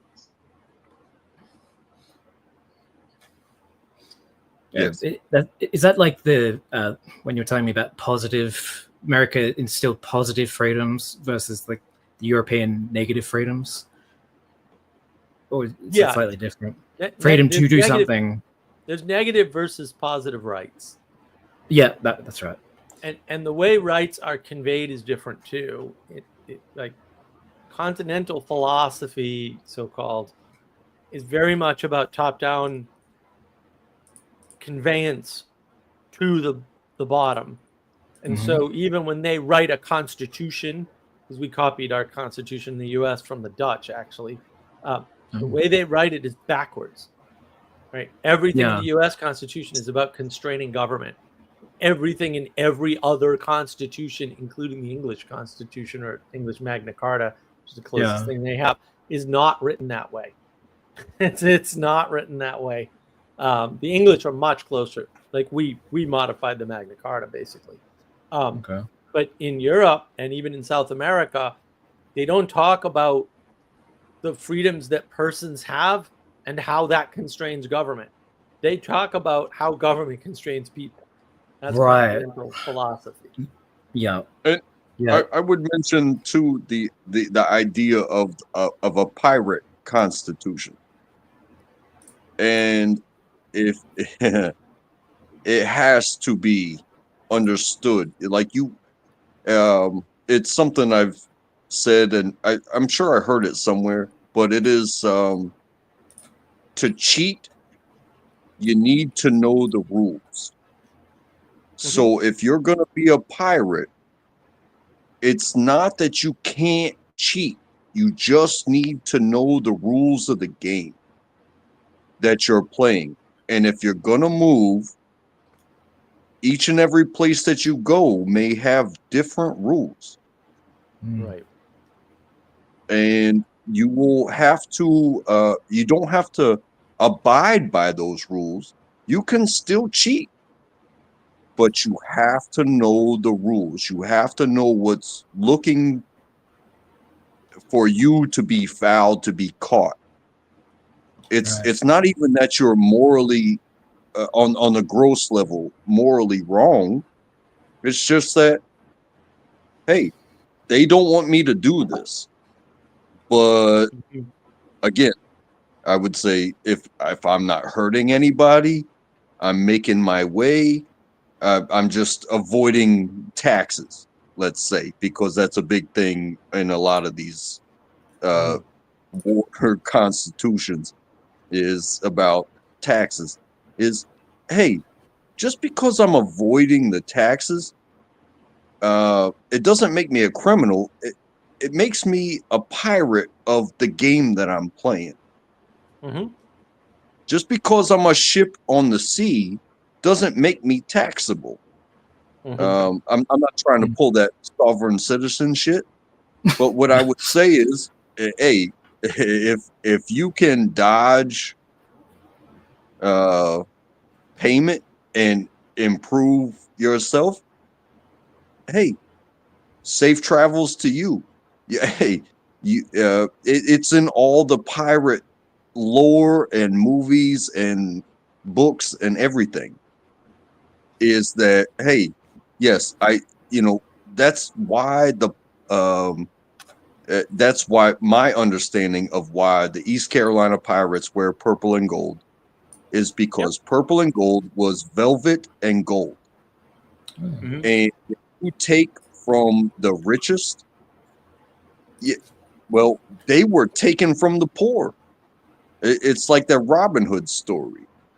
But when you take from them, you're going to spend in the pub and keep your ship alive and keep your crew loyal. You know what I mean? Interesting. Yeah, pirate ships were ventures, although to be fair, they were sanctioned by the king, right, against some order. Usually not, right. They were effectively, uh, you know, pieces of war in a battle, right? In a treaty time. You had a treaty, and then you had these privateers who were pirates actually, and they went out and they did things that they were sanctioned to do secretly, but they were sanctioned to do them, and they included the margins of society, people who wouldn't have jobs any other way or couldn't do other jobs or for whatever reason. Maybe they were just rebels. And they got them on the ship and organized them and gave them a place where they could make a reasonable living and do what they needed to do without being back home causing too many problems for whatever reason. And it just gave them a way to be included in the reality of the day and be useful and be recognized without being disruptive, which is what they had been prior to joining the ship. And that's super important. And they had a captain, and they followed the captain, right? Because that's what you have to do anything beyond yourself. You have to find a way to cooperate in a hierarchy of some kind. Otherwise, you can just do what you can physically do, and that won't outlast you. And you're kind of, lost and alone, and one step from the nihilism, effectively. Even that becomes funny because having been in the military, I was a cook. Mm. And being on these panels, I have met several Iraqi people. I served from 2003 to 2009. I was never deployed. I was just an Army cook, right? I could say that just, and some people will say, well, you weren't just, you served whatever. And some people will, even go lower and say that, you were just, you were nothing. You were dipshit, Mm-hmm. However, just like what you said, I was part of that ship. I found a captain to be under, and I did something that wasn't available in the current economy. I found a place. I found camaraderie. I found leadership. I found education. I found so many things, but Yeah. I wasn't. But one individual said, "You did this to my country because you were part of that team. You did this. You did that. You did the other." And I was like, "Hey, bro, I made omelets stateside every morning. If you want to blame me, you're barking up the wrong tree. You know what I'm saying?" Yeah. Depends how good your omelets were. I handled my shit. I'm not going to say they were good. They were to standard. There you go. Mil-spec on everything. Mil-spec eggs, mil-spec omelets. Yeah. I know how that is. but it gave you a place to be that wasn't the average place. But Military's good at that. after talking to that person for several months, we found so much more in common because he was honestly an Iraqi person that fled. I don't even know if that's the right word because I feel like it's kind of disrespectful. He moved to Canada. He became a Canadian citizen. And even with all that shit that he was saying it from the safety of Canada, Right. as a Canadian citizen, Right. and living and doing his thing in Canada. So after several months, it was like me and him would shoot the shit later on after that interaction, Right. as if we were neighbors. You know what I mean? Yeah, that's good. Mm. Yeah, I mean, you can really make some interesting connections online with people fairly easily, which is nice. But you don't know what you're going to run into initially because people have all these preconceived notions and they want to put you in a box, and yeah, it makes it hard. I mean, that's part of the reason for the pirate live stream. There's a Well, lot of that's something too subterfuge going on. that can. I'm sorry. I had something to say, but I want to welcome Jesse. Please, I apologize. Hello. Hello, sir. What's Yeah. your first name? Has anyone actually asked for your first name? Other than, what should I address you as? Mr. Trackable? Mr. Untrackable? I'm commonly known as Track. You can just call Okay. me Track. All right, Track. All right. So it's good. It's always good. So, where are you currently located in the World Wide Web? In the web? As in the world, where are you currently located? I'm in central East Coast United States, in the state of North Carolina. Right. Cool. Well, cheers to you. I'm coming from Sydney, Australia. So, yeah, Nice to meet you. Sydney, boo. All right, you Melbourneite. Yeah, All right. Melbourne, arty, coffee snob. Well, not anymore. Gosh, what's happened to your city? Gosh, What's happened to my? Do we? everything's Okay, happened to your city. Wait, we're not. Yeah, we're not going to start all this thing. Like, Definitely not. It's not a good conversation topic. yeah, yeah. Congratulations, Mark, on the Rachel Brown stream. It's fantastic. Oh, good. You liked it. Yeah, there's a lot of great moments, as I said, on Discord late last night. So, yeah. I would just keep... Yes. I would keep recommending to people to not do a 2-hour straightforward listen. Listen in chunks. Your attention has been trained. Your attention has been trained to digest information in very small bites. It's very... Unless you've gone to that academic level to like read a book in the afternoon, you're probably not going to absorb a 2-hour podcast in an afternoon. So don't do that. That's for sure. Not with her. She had a lot to say. I was surprised at how much she wanted to get into. Yeah, it was good. I'm glad I have a good team to find me these wonderful conversations. I couldn't do it by myself. Thank you, Michelle. Michelle's probably watching, hopefully. Yeah. Hey, Mark, do you mind if I ask about the piece on your eye? You can ask. I mean, it's my my monocle. It's steampunky, right? Yeah. That little steampunk look to it. It was $10 on Amazon, and I saw it and I couldn't resist. And then I have all these shirts. This shirt's from Hawaii. I've been to Hawaii twice.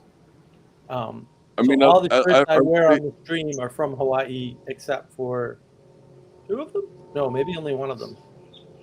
And I think it's actually from Hawaii, but I didn't get it in Hawaii. All the other shirts I got on the streamer are actually I got in Hawaii while I was there. So I I think don't know that's why an that came important. together, but it did. It's an important part of being a pirate is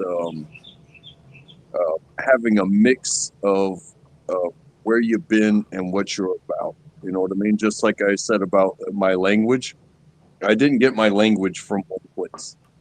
I got it from all over the United States, and I've been other places outside the United States, and that's my language. I collect it, and just like the clothes that I wear, that they may not be stereotypical in any sort of way. It's cold where I am. It's probably 37 degrees Fahrenheit in my garage.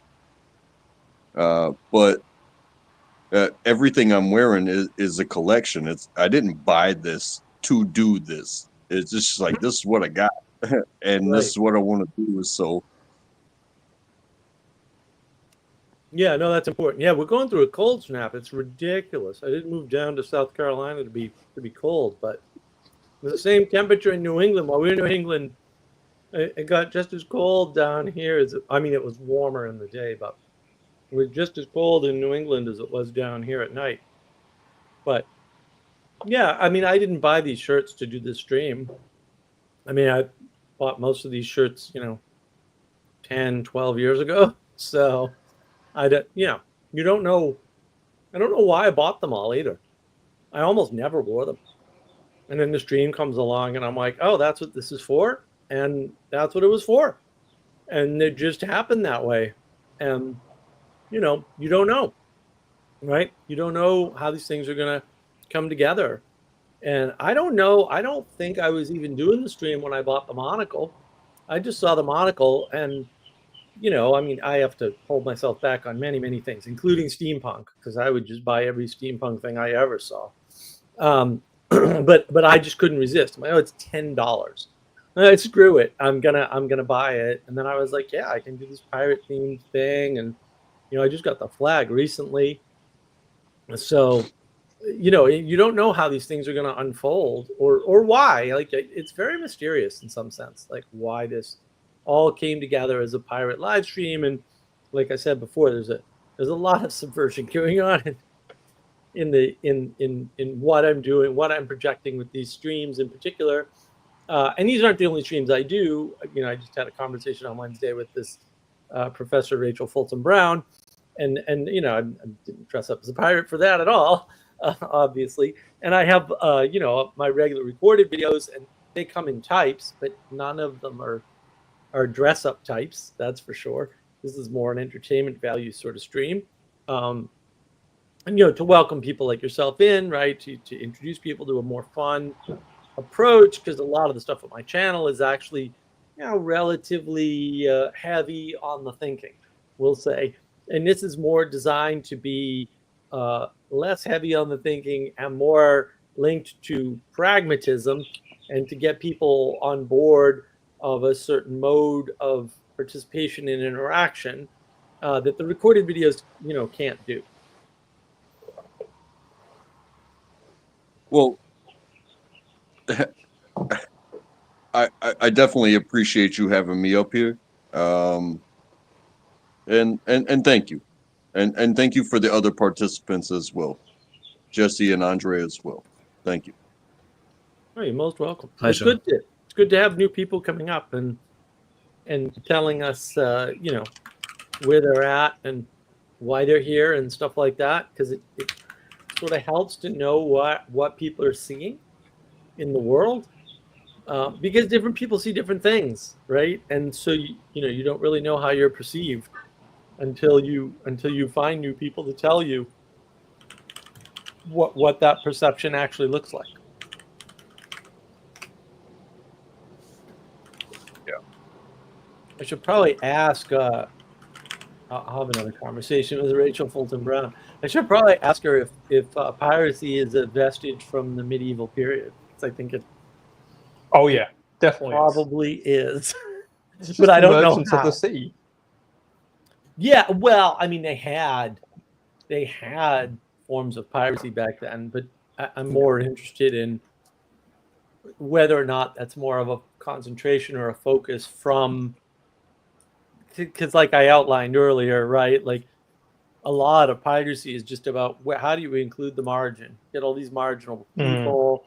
The hell do we do with them? They're kind of troublemakers. Let's put them out on a boat and give them something to do. You have marginal traditional systems, spiritual systems in there, moral systems, walk the plank as the just cause to dispute claims of mutiny or rebellion. It's a separate law and a temporary government at sea to this day.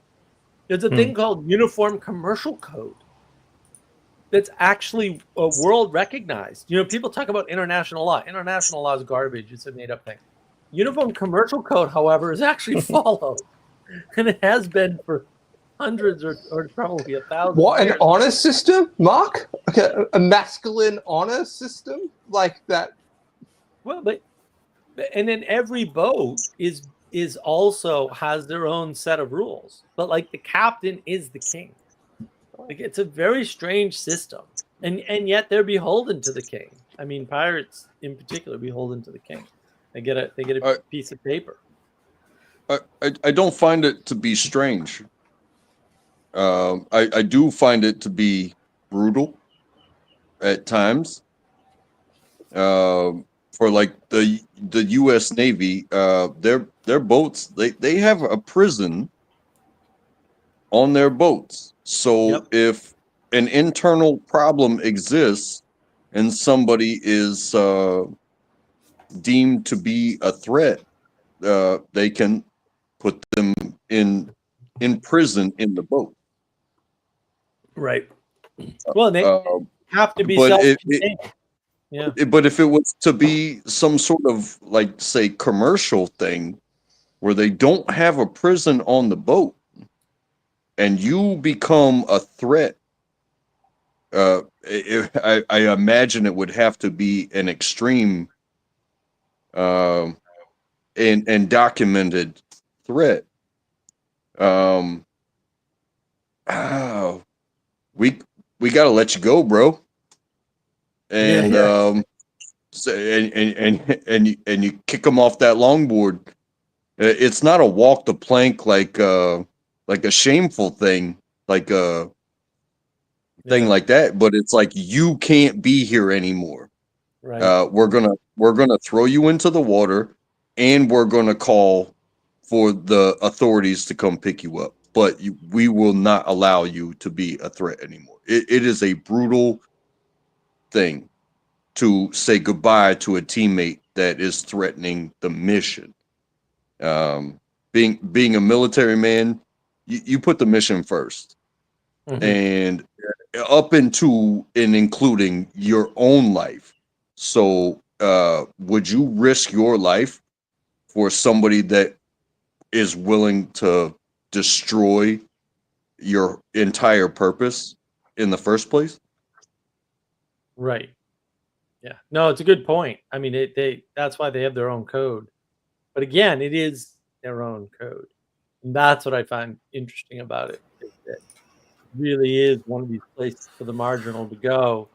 So that they have a place to go when they can't conform to the larger picture, right? Or they feel like they can't, whether they can or not. It's a different story. What's our code for the stream? As well. Would you say C or Python? That's funny. What was that, Jesse? What were you saying?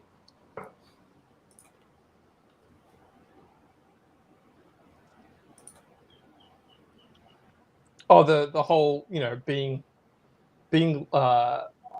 thrown into the deep is the echo of the Jonah story as well. Is that the one that didn't cooperate with in the crisis of being on the boat?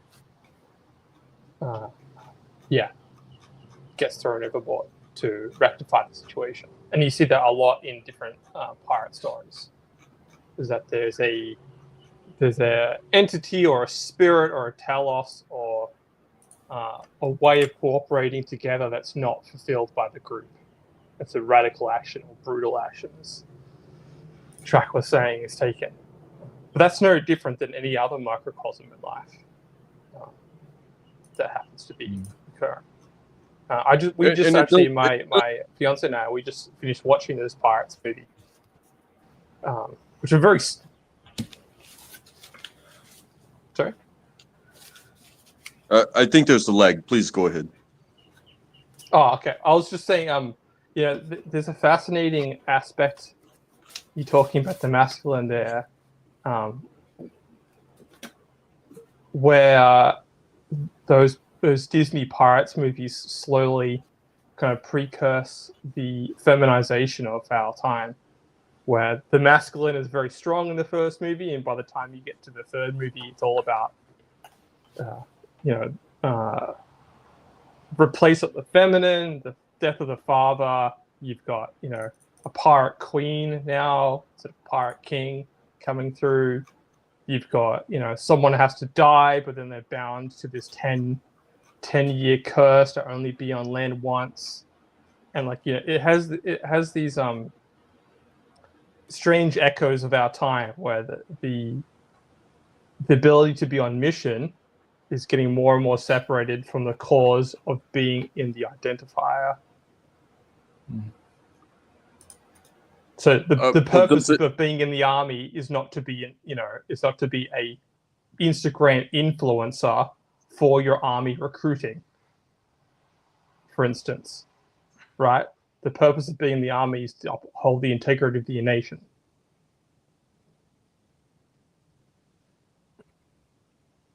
Right. But in isolated incidences, if you chose to be in that situation, you volunteered to go, let's say, a pirate ship where you chose to be on that boat. At any time that you choose to, I forget the word, but to go against the captain's orders, Mutiny. You have now become a problem. Not necessarily a problem for the success of the mission or the survival of everybody else on that boat, but if you have become a problem for said captain in leadership of those things,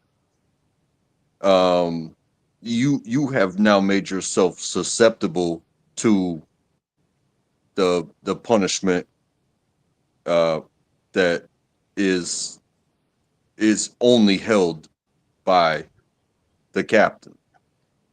So if the captain says, "Hey, you spoke against my word, you didn't," if you caused a rift in the wave,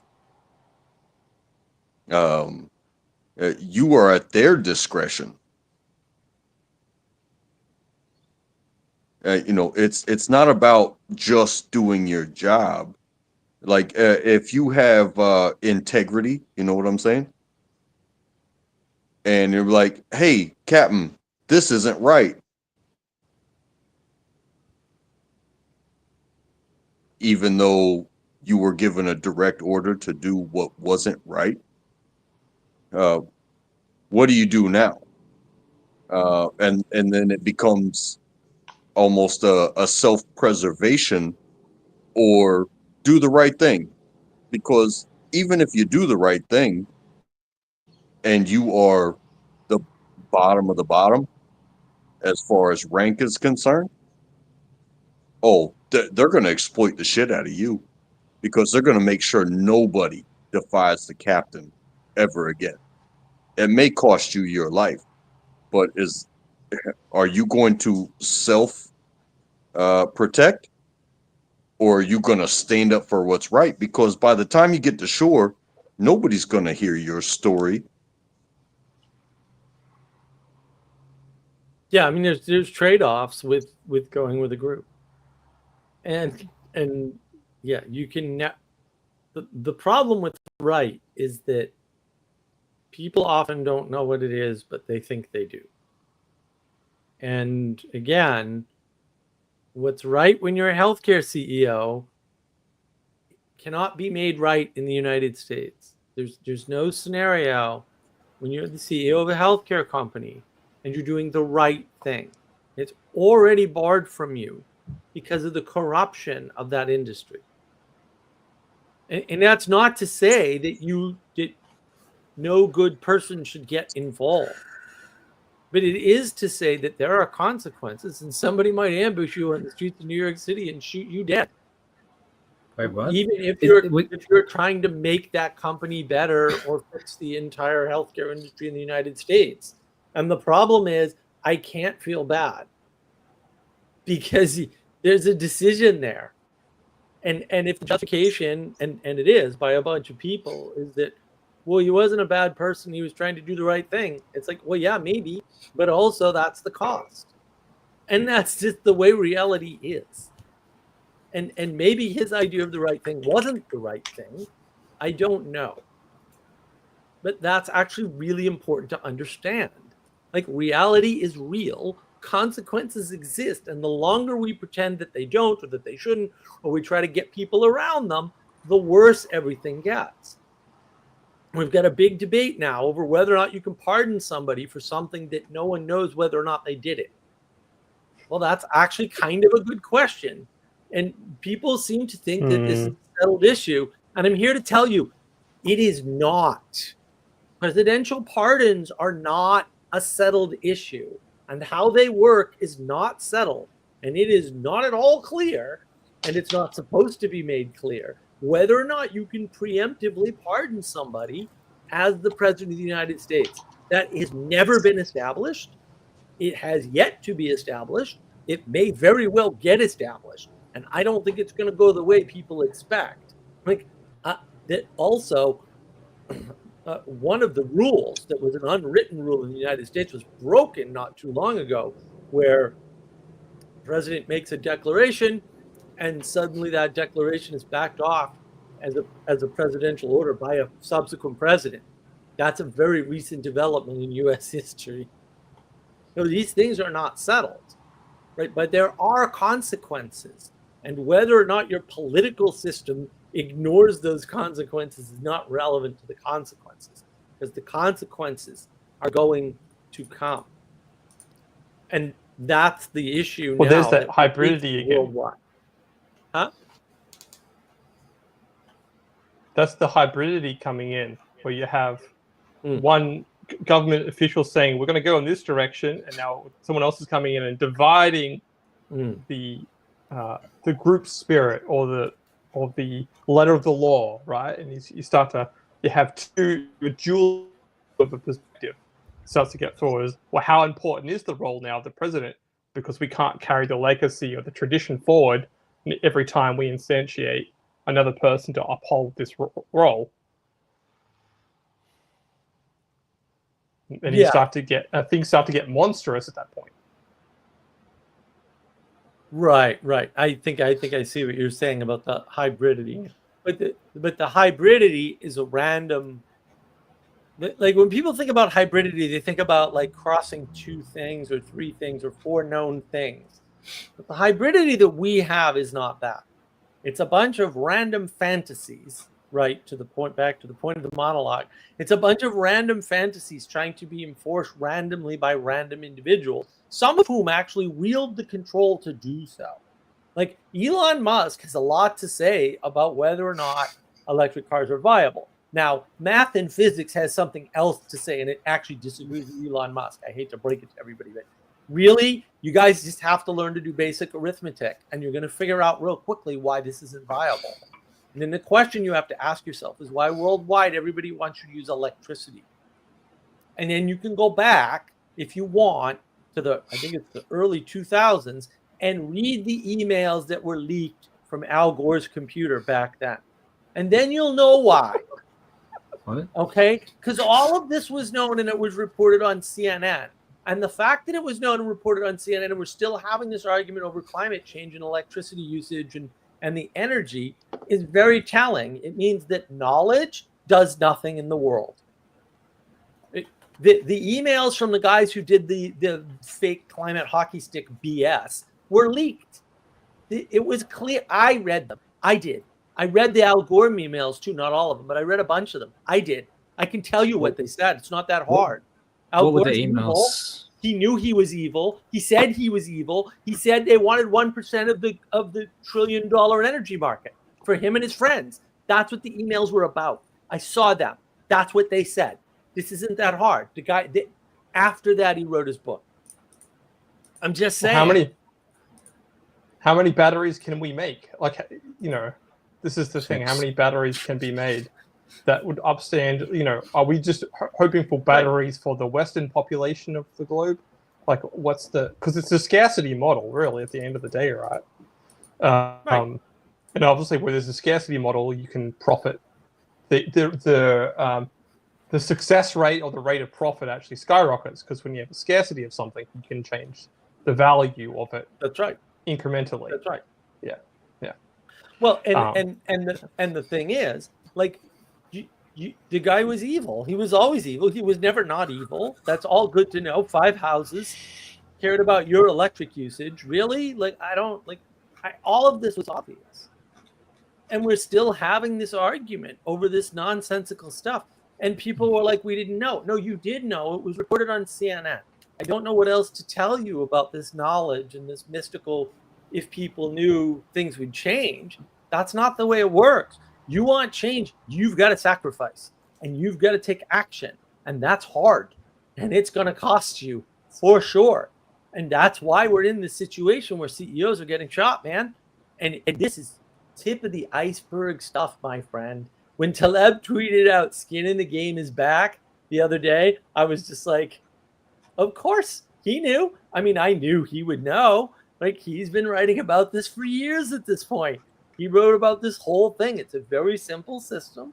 And none of it's hard. And that people are rejecting it because it's not hard. They're like, the world can't be this simple. No, it's far more simple than you think. And nobody likes that because everybody wants to be smart. And everybody wants to force their fantasy idea of the world on the world. That's where you get this hybridization, Jesse, right, that you're talking about, right? And they're trying to meld their fantasy idea of how the world should work. We should be able to have good healthcare CEOs in a totally corrupt and evil system that has no upside and can't operate just by the math. The math on the U.S. healthcare system is well known. I did the math. It's not that hard to do the math, guys. It really isn't. If they start pulling out calculus on you, you know they're lying. It doesn't take calculus to figure out money in, money out. Accounting's very simple stuff. But it can't work. That's why it's failing. And that's why the guy got shot. This isn't that hard. What can't work? The paid model? Like, so a healthcare CEO got shot. Like, is that what happened? Because I only briefly saw this news. Yeah, you got shot in New York City. Right. And was it like a statement shooting, or was it like... No, it wasn't. It was just a shooting. Nobody knows anything just a shooting. Okay. Right, it doesn't matter. Like, these details are irrelevant. We know why it happened. The system can't be that way, and the system will not stay that way no matter what you want out of the world. It isn't going to work, and people are going to die until you stop doing it. That's it. It's that simple. We need to stop living in a fantasy that we can force systems onto the world that can't work even mathematically. They're not even mathematically viable systems. I don't even know what the hell we're thinking anymore. So a private insurance-based healthcare system, you're saying, like the US? We don't have one. We don't have one anymore. That's the problem. We have Jesse's point, a hybrid model, right? Okay. And when that happened, I just, I had a Facebook post, I think it was 14 years ago about this. And I reposted it today because it came up in my memories feed. And I said, this problem was known about 14 years ago. Here's my proof. Mm-hmm. The rest of this is garbage. You've been lying for 14 years. Did you think no one was going to die when you lied for 14 years? And how many people died in the interim because they didn't have health care? Because they lied about what they were doing with the healthcare system. We don't have a private healthcare system in the United States. That's the problem. They literally made private healthcare illegal in many ways. And you can't do does, that. It doesn't work. It does become a question of how far back are people willing to go in sacrifice versus how much they're paying for the benefit of paying for something. So if you go too far back, it's every person for their own. And then nature takes over. Like it doesn't matter if you have cancer. As soon as you can't work anymore, it's only the people that are around you that will take care of you. Versus this promise that, hey, do whatever the hell you want to do. You have insurance, right? Right. But then the insurance denies you because so many people are waiting on that dividend of how much goes into insurance. That's why people say insurance is a scam. I think it's horrible. I've been paying for health insurance for I would say 22 years now. Mm-hmm. I've probably seen a basic doctor's checkup. Just make sure I'm good. I had no complaints. I didn't say anything was wrong with me. I just went to the doctor because it was a required thing to maintain the insurance. I didn't complain because the last thing I wanted was for anybody to touch me. But I had to maintain my policy, so I had to be seen. So I've been seen 2 times in over 20 years, but I've been paying month after month after month after month, and year after year. And let something happen to me, and I get a denial. Right. And you think I'm not going to be mad as fuck? Yeah, well, then other people are going to be mad on your behalf, which is the other problem. Like, there's all these downstream effects, and people don't, you can only get away with that for so long. And eventually the reality catches up with you. And the bottom line is, you don't want strangers taking care of you. I mean, I was up in New England when I was sick, and not only did I wait for the right day to go to the emergency room, because I know what days to go, what days not to go, but I went to a very specific hospital for a very specific reason, because I can drop a name and get better service. And that actually matters. Now, it has to matter because people, like, there's no way around that, right? And so pretending as though it doesn't matter is bullshit. It's a lie. Well, can I ask you, do you think that the healthcare that is possible is going to prolong your life or prolong the possibility of you suffering? No, it's generally healthcare prolonged suffering in the United States. I don't think it's just the United States. I think that's what some of healthcare is keep them alive enough to keep them in the system that needs them. Whereas if I don't think it's that self-aware. Like, I don't think it's that self-aware. Like I said, I think people don't know. How far back can we go? Because if people just live naturally, we wouldn't need a healthcare system. I agree. Well, it's weird, right? Because you were living in a world where people go, "Oh, you know what? The problem is the food." To 45 years old, I will save so much money and be able to pass so much more on of my earnings to my child. But if something happens and I'm racking up medical bills to stay till I'm 80. Right. I'm not leaving anything. I'm just being there longer saying, hey, keep playing the game. Keep playing the game. Anything to stay in the game. Well, I watch sports and I see way too many athletes that stay way past their prime. And it's for nothing. It's like, hey, either you're hurt or you're old. Move on. Let the youngsters take over. Right, but that's a side effect of a system once you set it up, and people aren't considering that. And some people are taking advantage of that, and that's how we got the crappy healthcare problem we have in the United States. They pulled on people's heartstrings. Over 10% of the population not having healthcare insurance, and I was like, it's 10%.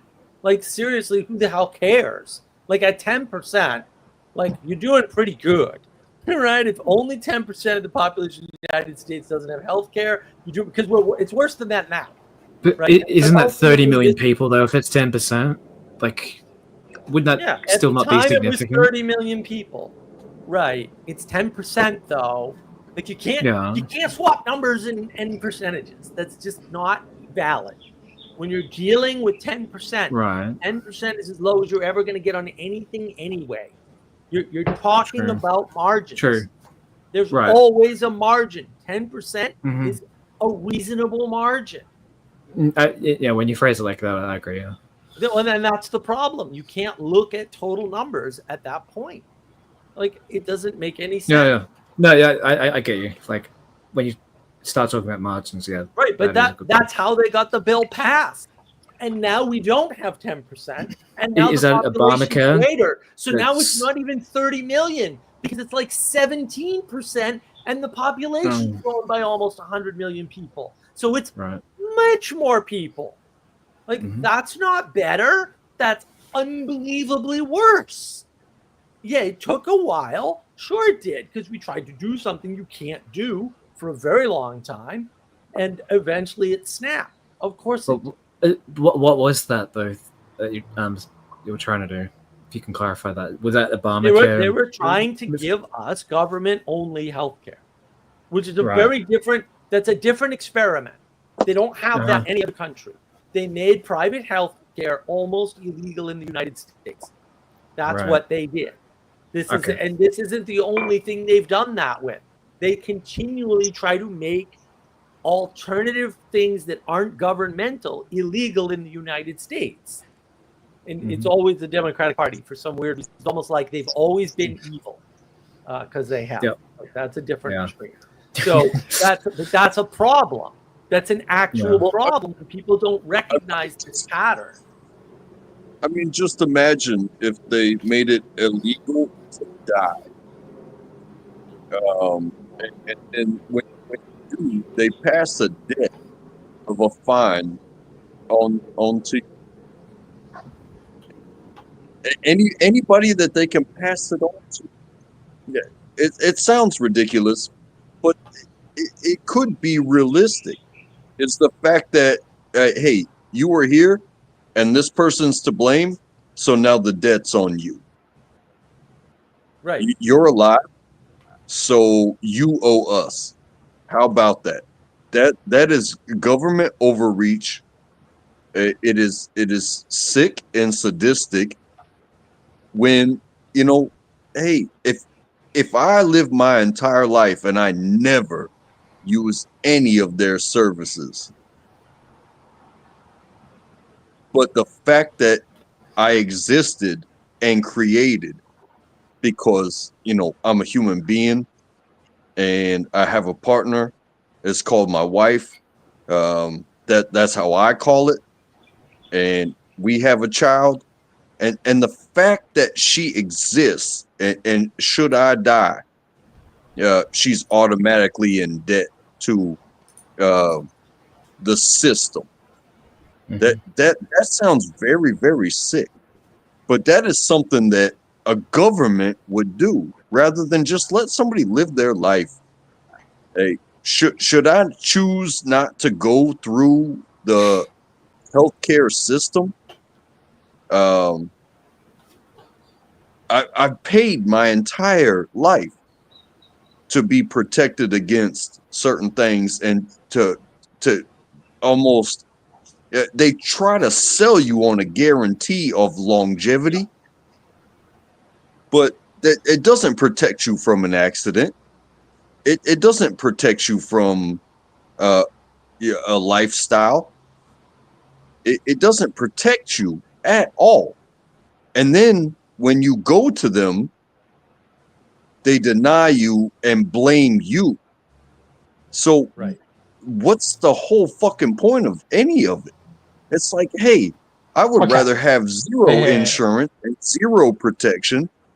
And you know what? When you go, you go. I'm sorry, but like I said earlier, it's a brutal system, and it's called life. I'm sorry. That's not true. That's not true. That's not true. Suffer, like you're never going to get around the problem of suffering. What Or you struggle. can do, yes, the struggle, the suffering, it's unavoidable in so many different ways. And violence is kind of part of the picture of life. Whether what form of violence, if it's symbolic, literal, it's always going to be there. What we can do is the thing that's being demonized at the moment, which is legacy, inheritance. If you want a great novel that addresses this, you need to read Grapes of Wrath by John Steinbeck. Oof, that'll wake you up. That'll shake you. If you don't get 3/4 of the way through that book without being shaken up and saying, you need to be in a family, otherwise you are fucked. Like, it is that bad.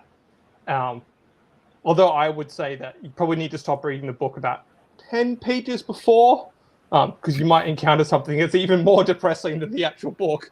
John Steinbeck was not an optimist, that's for sure. But if there's a certain point where you go, okay, that was the story. I got the point. You need to be in a family, which addresses the problem that you're talking about, Mr. Trackable, of how far back can you take things? You can't take them back to an individual, because an individual dies alone in the woods and no one remembers him. No one. He has nothing to pass it on to. You know, the forest absorbs. You know, he becomes the Green Knight. The forest absorbs him. What we can take back to, and I would say this as a Christian, is we take back things to the family. That's what every single religious system actually goes back to, is that you need to be in a family, you need to start a family, you need to pass on your wisdom, your inheritance, what you have. And that can be knowledge, that can be financial. But it's the very thing that, it can be your name. We're talking about that at the start of the stream as well. What it means to be a part of, to be an American, or to be, what categories you want to live in. Because that's the war that you choose to fight for your family. I'm sorry. What will you symbolize and stand for? I'm sorry, but what it sounds like, what you just said was all superficial argument. Yes, I understand family, procreation. However, even legacy, even in death, you teach the next generation how to go. And do you go complaining that, oh, they didn't help me? Or do you just go with a smile on your face and be like, hey, kid, you're gonna die one day. Do your best. Do better than me. Take everything that I've given you and do better. Because, hey, it doesn't matter if I die an American, if I die a Christian. Hey, we all go. And I think that's a bigger lesson than, hey, be better at circumventing the system than I was. Yeah, fuck the system. You're alive. Do better than me. But it matters how you live, and the embeddedness of the family is the thing that makes you bigger than you are, and that's what allows you to be better. And that's more, I think, what Jesse's pointing out is that there's no such thing as an individual. Like, that's just a ridiculous concept, because that is something that, to the extent that people do that, they go off, live in the woods, no one hears about them or knows about them. They don't, maybe they die, maybe they don't, I don't know. Maybe they died because they killed themselves and they didn't set a good example, but there was no one there to see them be an example anyway, so it doesn't really matter. Like, they're a no-op in the world. They have no real impact, and they can't, because they're not part of a family. That's their fault. That's their choice. Like, and that's part of what's destroying the world. Like, when you try to be an individual, you're just rejecting the world, and the world suffers for it, and you suffer for it. And then you end up complaining about the government. Well, all governments suck equally, so there you go. Right? They all have different trade-offs, right? Or you end up complaining about, well, you can't get ahead, or you make ridiculous comments like Sally saying doctors who fail at healing does not make sense. Yeah, doctors don't usually fail at healing, but they can, because healing, also not paying people to fail at healing doesn't make sense, and also paying people that don't fail doesn't make, I mean, none of it makes sense, but you still have to do it. It's not really relevant whether or not you can make sense of it. Like, people don't know who good doctors are or bad doctors. People don't know what good families are or bad families. People don't know what it means to die well, or, to, more importantly, to live well. But it does actually matter. And when you think it doesn't, CEOs get shot in New York City. Like, when you think it doesn't, all kinds of things happen, and they're not good things. And this is the problem, is this is the world which we rot. We have created this situation where people are trying to hybridize the world with their fantasy version. And when it doesn't work, they want to burn it down, because if they can't have it their way, they don't want anything in its place. And people have failed to recognize this problem, but this is the problem. They would rather burn it down than have it not match the image in their head. And I'm not a fan. Stop lighting matches under my feet and telling me it's the government's fault, or it's the fault of the system, or it's the man, or the, no, it's not. It's the fault of the people rebelling against the non-optional thing. Bitcoin is not going to replace the US dollar ever. And we're not going to be up buy pizzas with Bitcoin again. That isn't going to happen.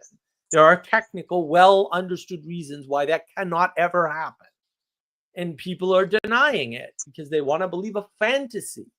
It's not that Bitcoin can't be used for anything. It has great uses for large currency transfers, especially across country and state lines. It's not useful outside of that, though. And we know this. It's been modeled in math. Like, it's 100% certain. And people are pretending, for example, that's not true. People are pretending, for example, well, you can be a good CEO in a bad system and not get shot. No, you can't. You're going to die. That's going to happen to you. People are going to get pissed off because you killed their relatives, and they're going to go after you. That's going to happen. I'm very sorry that that's the world you live in, but also that is the world you live in. And if you try to insist that these bad systems, that these bad ways of doing business, that these bad relationships between government and the private sector can exist, then you're going to get a war, and people are going to die. And it's going to be more people than need die. I'm not saying people don't need to die, because that ain't my position at all. I'm just saying we should be real careful who we get rid of, because there's no time period in history, there's no government in history, and there's no system in history where no one got sacrificed. And I do mean their lives, because that needed to happen. I mean, this is Rene Girard's point, actually, about scapegoat. He's not wrong about that. He's wrong about other aspects of what he's talking about, but you need a scapegoat. Sometimes things build up, and the only way is to sacrifice somebody's life in order to fix the system. And we're not doing that. We're pretending like everybody can keep all their ill-gotten gains from all their ill-gotten behaviors forever. And no, you can't. And the way that's going to resolve is lots more innocent people are going to die if you don't get rid of the guilty ones now. And it's just the way the world is. It's the way the world has always been. You're never going to be able to point to a period in history and not see that pattern, ever. You might point to a period in history and say relative peace, and then a massive world war breaks out, because that happened all the time. But that's not better. And we can't just look to the past and say, well, we had the massive war and everything was fine for the first 20 years or so. And then we decided to get hedonistic, but that has nothing to do with it. And now it's just hedonism all the way down. Anybody can do whatever they want and everything will be fine. No, now we have to shoot CEOs in the street, because what else are we going to do? And that's literally what's happened. And it's like, I'm not a fan, but also, why didn't you see this coming? I did. At some point, I gotta say it's on you for not seeing this. This was as obvious as the fact that the sun rises in the freaking east. And it sucks that so many people didn't see this coming. I'm like, are you kidding me? You've been warned repeatedly for decades. What did you think was going to happen? You think all those people were wrong? They weren't wrong. Maybe they couldn't predict when or how bad it would be, but it's here now. And if you think it's over, it ain't even got started yet. This is going to get a lot worse. What's it called? How do you change society too? You change society what's it called? through the family. Through the family, right? Fix the family. You literally have to outbreed them. That is the only way to solve any of these structural messes. You have to have more people willing to pursue lives of virtue and honor than the people that are willing to think that they can be Trekkies for the most of their life or something. Virtue and honor and willing to do the right thing, even though the right thing is horrible. Because the right thing is often horrible.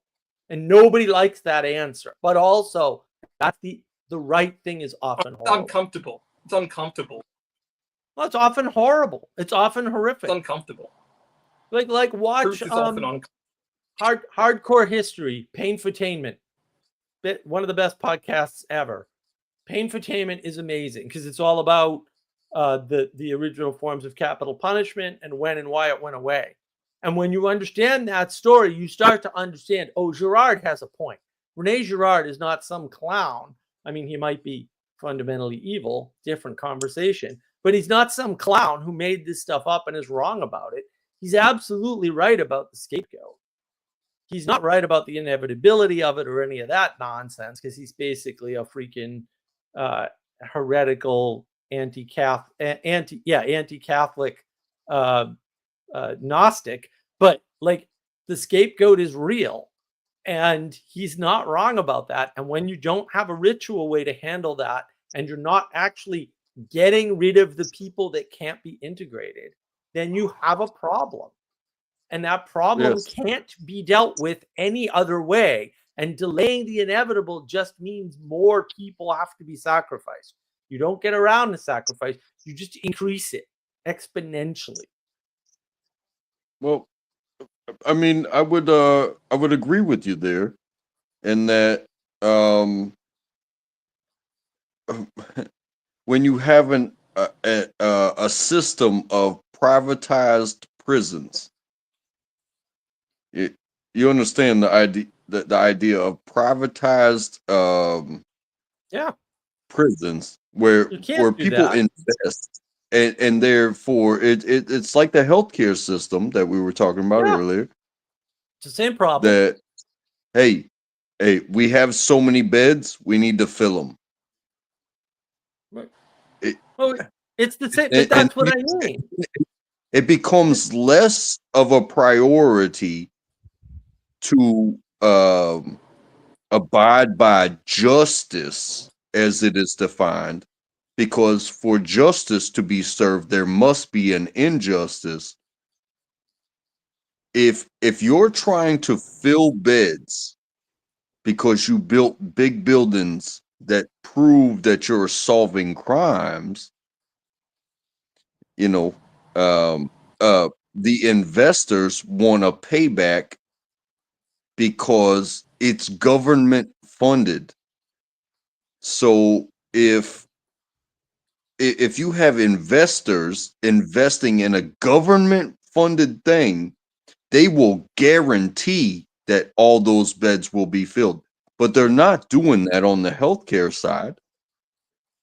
What they are doing and have been doing is filling those beds in prisons by making every little thing that you do an imprisonable thing. Yeah, yeah, but And that with that pattern, the pattern that you're talking about, yes, it already played out in prisons. When you take the virtue out of the prison system, because the United States invented modern penal system, right? In Philadelphia, Pennsylvania, right? It was the Quakers, for better or for worse. That's why they have a hard time really defining what is a capital punishment, death Right, sentence. It is because they have diluted the punishment process to where it's like, hey, we can't prove shit, but we're gonna keep you alive in this room because not because we can't prove that you did what you did, or the public opinion or the jury or anything can prove what you did, but hey, we can get funding by putting this 20 plus, this person in their 20s away, and keep them alive for another 50 years. That's funding that fills a bed. And they get some prisoners get treated better than the military. Some prisoners get treated better than the poor. Right, but those are all side effects of a system. Those aren't intentional. Those are inevitable side effects. But again, if you look, yeah, the inevitable but it's a guarantee side effects, but because the you can't side effects of yeah, it's a guarantee, but it's a side effect. It's not a causal relationship. It's the same problem that you have with healthcare, right? Because they already made the mistake. They made the mistake with prisons. We know what this does. And they did the same thing with healthcare. And it has all of these inevitable side effects. And sure, you can always argue there's always smart actors out there that knew how to take advantage of this. But that wasn't the driver. The driver's always empathy. The driver's always empathy. We don't want to kill people because we might be wrong, and scapegoats are bad, and scapegoats are not bad. And it doesn't actually matter that much if you're wrong. What matters is that this work gets done. And that's where they fail, because they're looking at the quote individual and putting the needs of the quote individual above the needs of the society. And that's the same problem they have with healthcare. They're saying it doesn't matter how much it costs to take care of this old person, right? Because society, the young people who are paying into the system, will pay for it. And it's like, that can only work so long because it is effectively a Ponzi scheme. And you run out of other people's money to reallocate. And we're already there in the US. But the same thing happened with the prisons. It's the exact same pattern. It played out backwards, we'll say, but it's the same pattern. And I would say it is very hard to compare the US to maybe successful countries with their prison systems or their right systems, because we are so large of a country.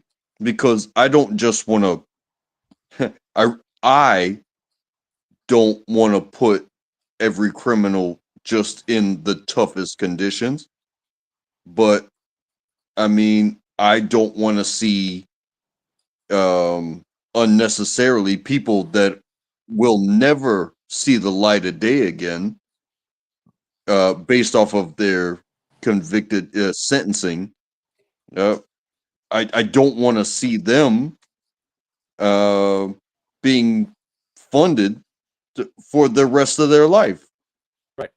You know, Oh, if you have cut and dry evidence, This, why are we this is paying all still stuff of your you're all laws that healthcare, say, hey, community go? service, prisons. These are all still short-term problems. Like this, if we as moderns, if you forgive that lens, tend to think in 10-year cycles, which is completely wrong. It's like if you want to think of a cycle, you need to think of the cycle of like maybe 80 years, your life, right? Because this in 80 years, the American prison system is not going to be what it is now. Right. It's actually like the American healthcare system. It's the same thing over here. Like these things are going to shift. Like you're never going to escape the matrix if you're looking at. You're never going to escape the matrix if you're looking at Neo as the Christ figure. Like Neo is not the Christ figure. Neo is not the savior. Neo doesn't do any of that shit. He never does in the story. Like you're not going to get out of a system that's already corrupt. The system itself will have to self-corrupt. Because we're all looking up to this is the thing we identify with as the solution. But if the thing that you're identifying with as the solution is not the solution, which is often what's happening right now with our 10-year, 7-year, 3-year, 5-year political thought cycles, we're never going to actually get outside of like the layers within which the way we condition ourselves to react with the phenomena of life. We're never actually going to start building for something that's going to matter. Like none of us, the three people here, we are not going to get outside in this conversation of what the next step would be to solve the healthcare system or the prison system. I'll put it back to you, Mr. Track. You know, we came on here and we talked about the beard, right? And it really fascinated me that, you know, you're talking about, okay, I have this complex structure on me. Now people are paying for me to lose parts of that structure, right? But that's actually history that we know. People are coming and say, actually, I don't want that part anymore. And then there's no going back. We can't, you know, it's going to take a long time for you to rebuild those sideburns. It'll take a long time to rebuild that mustache. So the options we have right now are actually far more phlegmatic than any of us would like to believe. We're actually going to have to, as I said, just raise families and just wait. And actually be in people that endure and have hope for the future. Otherwise, we start thinking we can, you know, Hey, I would like to say that I am not Neo, and I am not Jesus Christ reincarnate. I am this dude that's here talking to you. But never implied that. I also want to bid a farewell. And it was really great meeting you guys and talking with you, but I have to go. It is cold and I have to work tomorrow. So I will share my love. And hey, I hope I find you guys again. This was really fun. And thank you. Thank you. Have a great weekend. And you know, Merry Christmas. I don't know if you can see it through this hairy face of mine, but I'm smiling at all of you. Thank you. Thank you, Track. Good to meet you. Come again. Yeah, that was quite nice. Good luck at work tomorrow. Working on a Saturday. That's tough. That's tough. Work is work. Work is work. I don't know anything about it, thankfully. Blissfully enough. The only work I do is screaming at my at the Plato's Republic and the world after I do my book 10 video. That was a lot of work. But other than that, yeah. I myself need to. I thought I'd, you know, to my better judgment, actually trying to finish the conversation out I appreciate that, Jesse. Thank you for the sacrifice. We gotta do the matrixy thing. So reach out to me. We'll get it done. I don't think I'm fully recovered, but I'm enough recovered. I'm no longer in bed in pain and sweats and all that stuff. So I think I might even finish A Clockwork Orange someday. I'm still working on it, but it's hard to read, dude. It's like just like one page wipes me out. It's like, will you stop with the silly language already? But yeah, it's painful. I'll plow through it. And I got to get through Peterson's book and everything. I got so much to read and I'm just not able to sit. But hopefully now that I'm better. And have you read Great to Wrath? Oh yeah. When I was young, I was just, have you read I'm trying to pinpoint in the book where you're talking about, and my brain can't do it. But that's all before time stuff. Grape to Wrath is probably in the shed. And as soon as the guys come in and put the TV mount on the wall and fix the barrister bookcases, I'm going to start grabbing all the books out of the shed. And then I'll have them. And I'll probably grab that at some point and just through it real quick. I can speed read. That is possible. I just don't like to because I miss pieces. But if it's a book I've already read, speed reading's fine. So it may come to me tomorrow or something where what point at the book you're actually talking about, but we'll see. But yeah, I read it. That was a school of fun. It's a motif about a family an American family trying to relive the American dream of uprooting and rebuilding again. Yeah, and the tragedy of that. Yeah, this is the problem I have with like Cale Zeldin. I mean, I like Cale, although I had a long chat with Father Eric today about Cale, and like, just read old books, and I'm like, bro, like, I know people who read these books and they get totally the opposite message. Like then, like saying that and then teaching Romeo and Juliet. Romeo and Juliet's a teen suicide story. Who knows this? Like people they skip over it somehow. They miss that this is a bad, negative, evil story and they're not getting the right message. And he's running around saying, read old books, read old books, read old books. That's going to solve the world. And I'm like, you're worse than Peterson.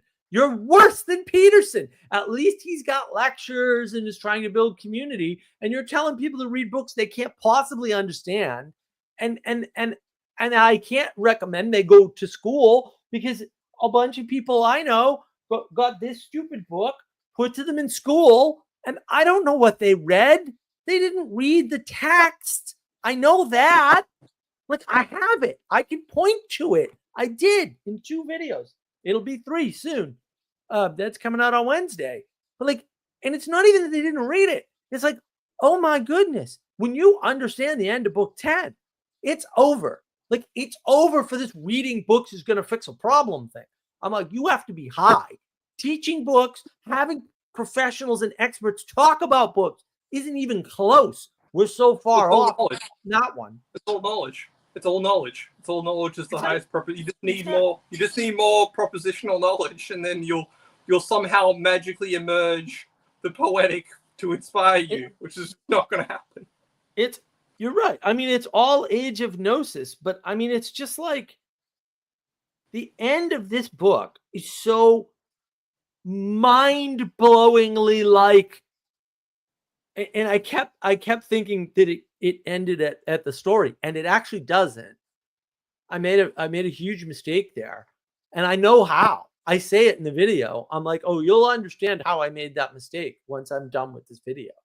And I ended the video by reading the last paragraph, which is after the end of the story. And like, if you don't read this, let's say you're searching for some philosophical solution. If you don't read the end of the Republic and immediately get up and go to your nearest church, you didn't read the book at all.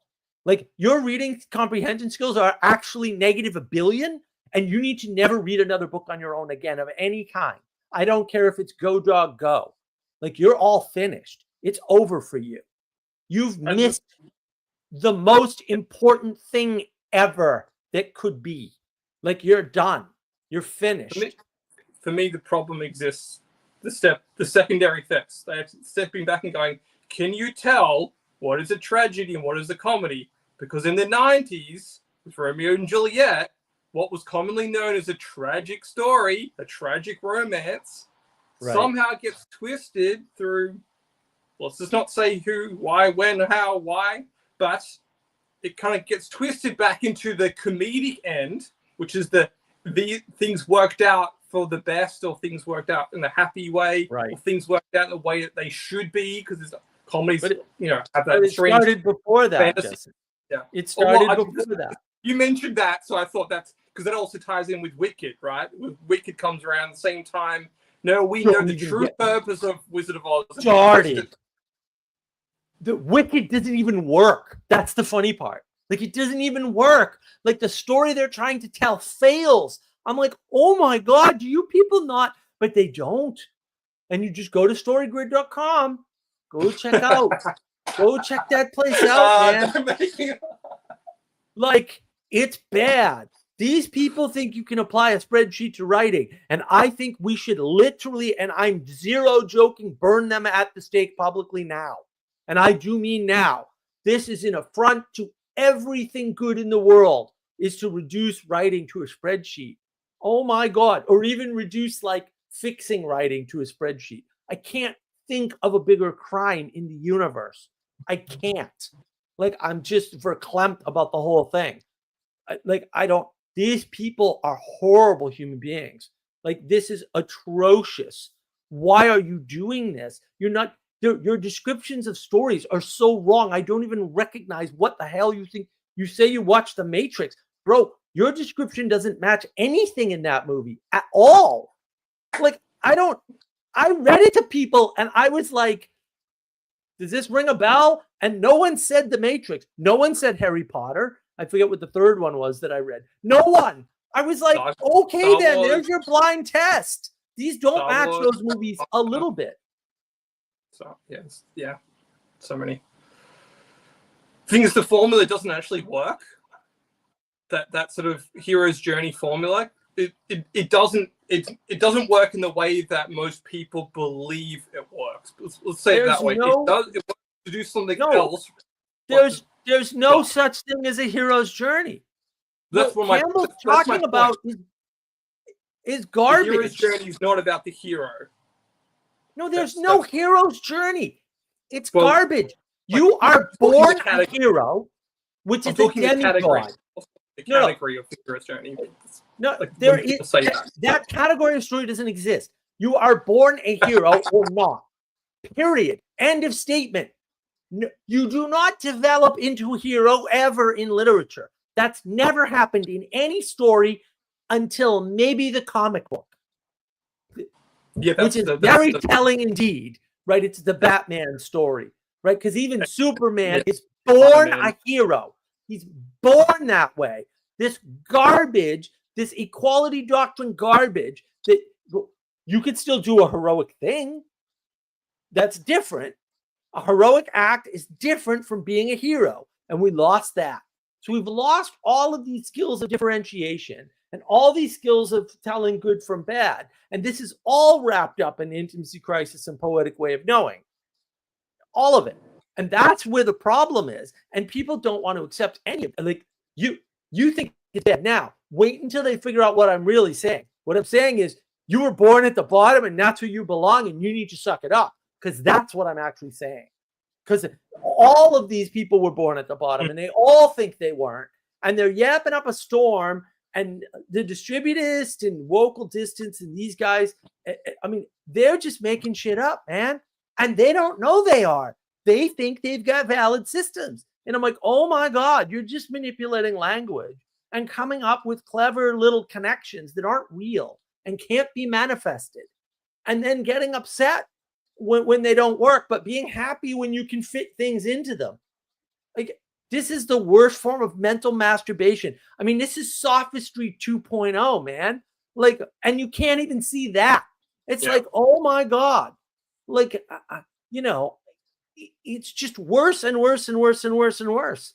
Like, these guys, Curtis Yarvin, like, what are you guys doing? You're making the problem. You are the problem. These other people aren't even the problem. It's you and your alternative reality systems. This is ridiculous. Reality doesn't like you. It doesn't know about your idea, and it doesn't care what's in your head. Well, this is You're a pleb. Well, this is the problem with humility, right? It's just accepting where you are right now. That's the thing. It's in some ways, it's the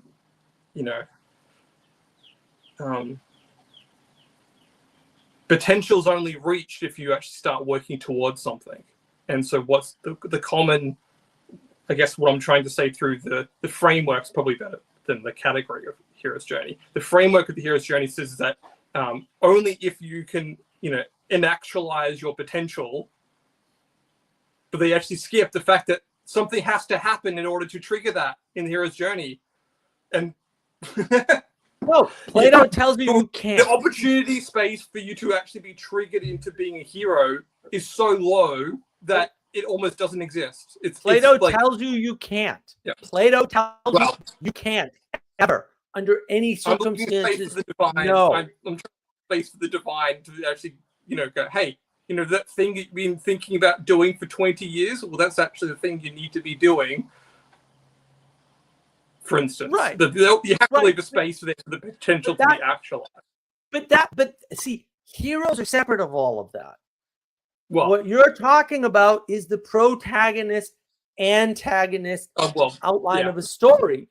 These people don't even talk about that.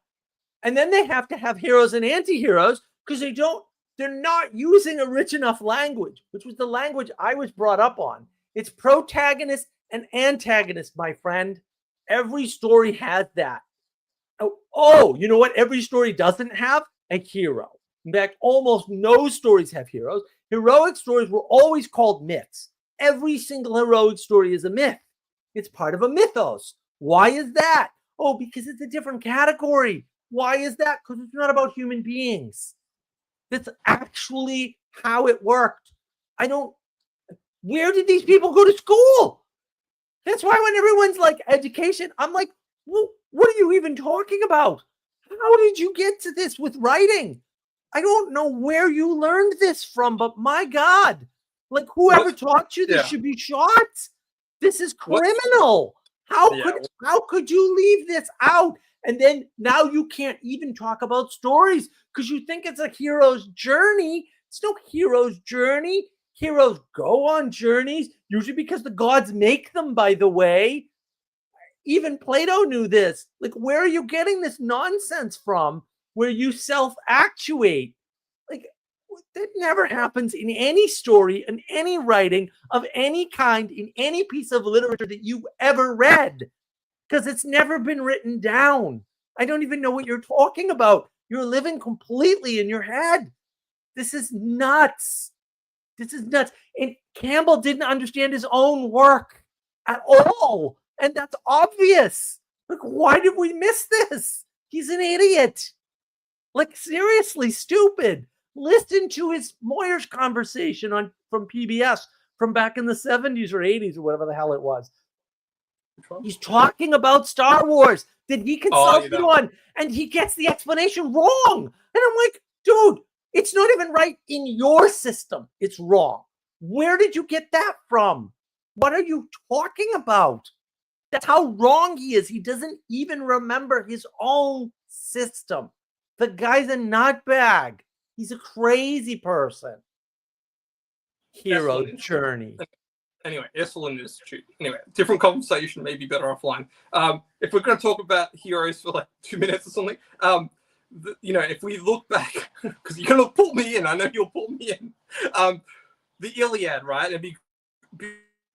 I am going to flick through Stephen DeYoung and what's his name? Richard Rowland. Yeah. I'm going to flick through good. Iliad. Good see stuff. If they make the same mistakes. Okay, I want to see if they make the same mistakes though that everyone does with the Iliad, which is number one, the Iliad. Zeus breaks his word many a time. No one talks about that. Zeus says, "Yes, I'll do this for this and this." Then, and you get to like part 3, and he's like, "Zeus is like, no, I'm going to help Hector. I've decided." All of a sudden, out of nowhere, just through my actions, no, I'm for the Trojans now, even though I said I was going to be for the Greeks. one thing, no one ever talks about the fact that you're like, because you think you start the story, this is what Zeus is going to do throughout the story. You think, okay, I've got that in. This is what's happening. Zeus is influencing things because of Hera and what. That doesn't happen for some reason. They make a yeah. They make a mistake there, and I don't know what the mistake is because I haven't actually read the Iliad, and I'm probably never gonna.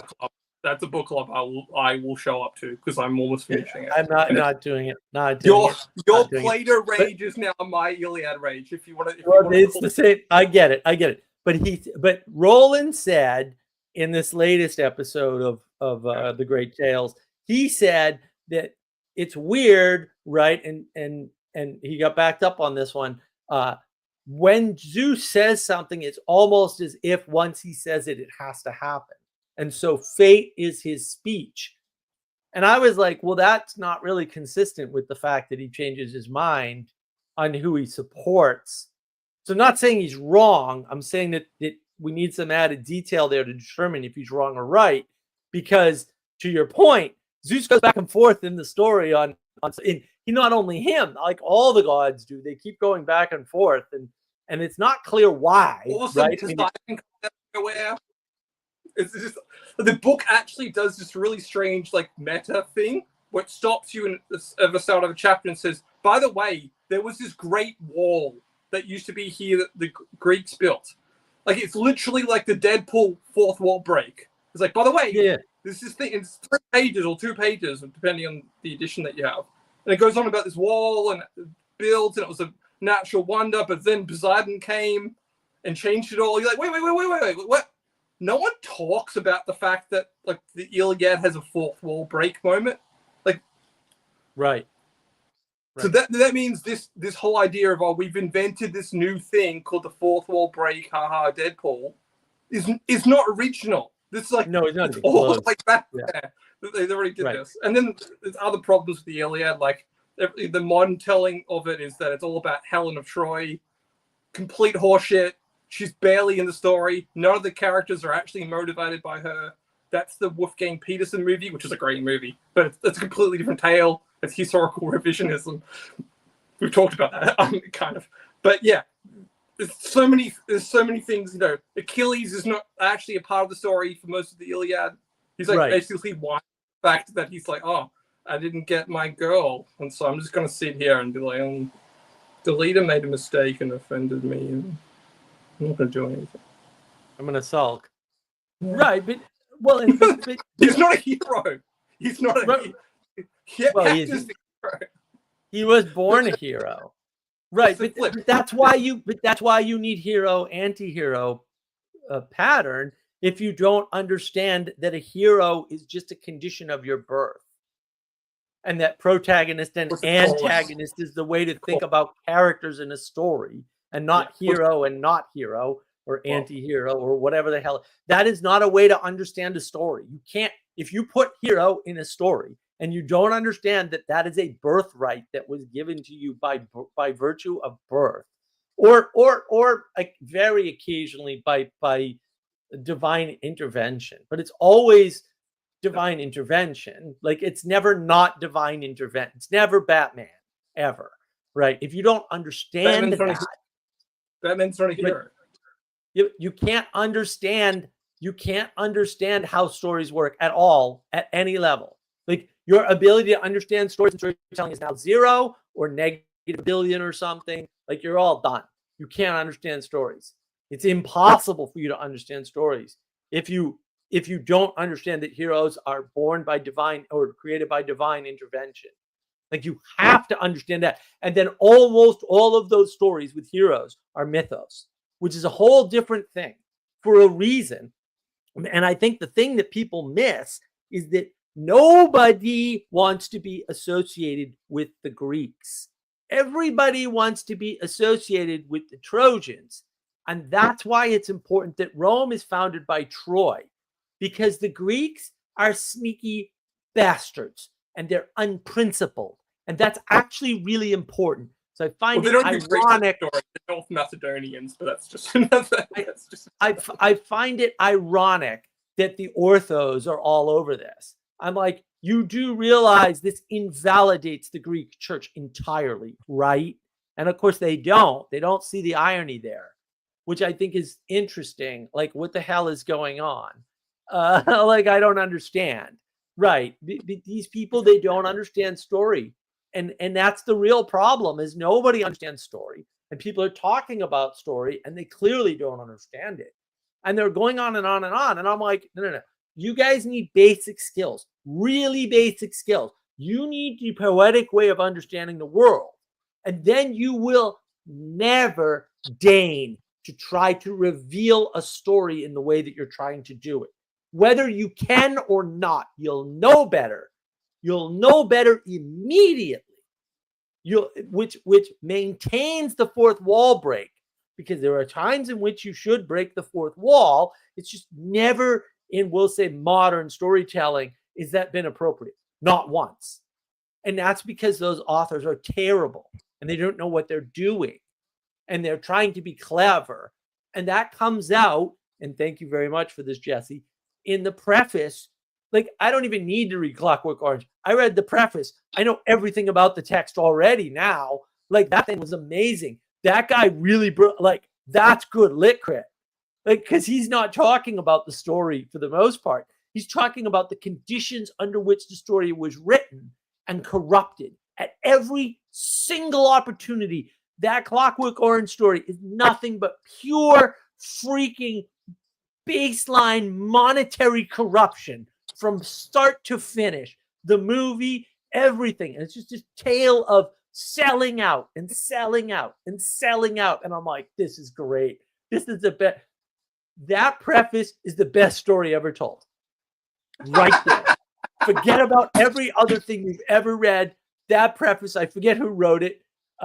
He nailed it perfectly. Right here in my bag. Who the hell wrote this thing? I picked up another copy the other day too, so we could. Yeah, but we could do a stream on that. Oh yeah, absolutely. We should do a stream on the introduction. Like, this whole intro.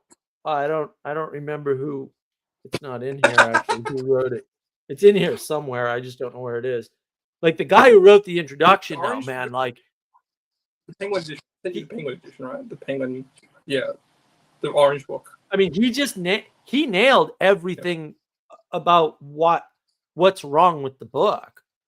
I mean, he didn't say there's anything wrong with the book, right? But he nailed everything wrong with the book just by talking about the story, about how it got written and why it got written, and all the motivations, not only because there's the writing of the book, there's the publishing of the book, there's the U.S. publishing of the book, and then there's the movie and all the fights that Burgess has along the way. And I'm like, well, this just explains the universe. Like, it explains absolutely everything. It's like, you want a story of corruption? There's your story of corruption. It's the writing of that book and the selling of that book, and then the other selling of that book, and then the third selling of that book.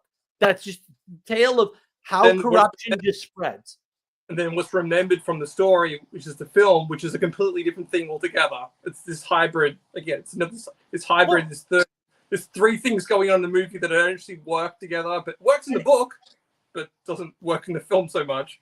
Well, but the whole thing, Jesse, about the number of chapters, right? Because Mr. I'm a wicked smart writer had to put something in here that, like, I couldn't have caught it.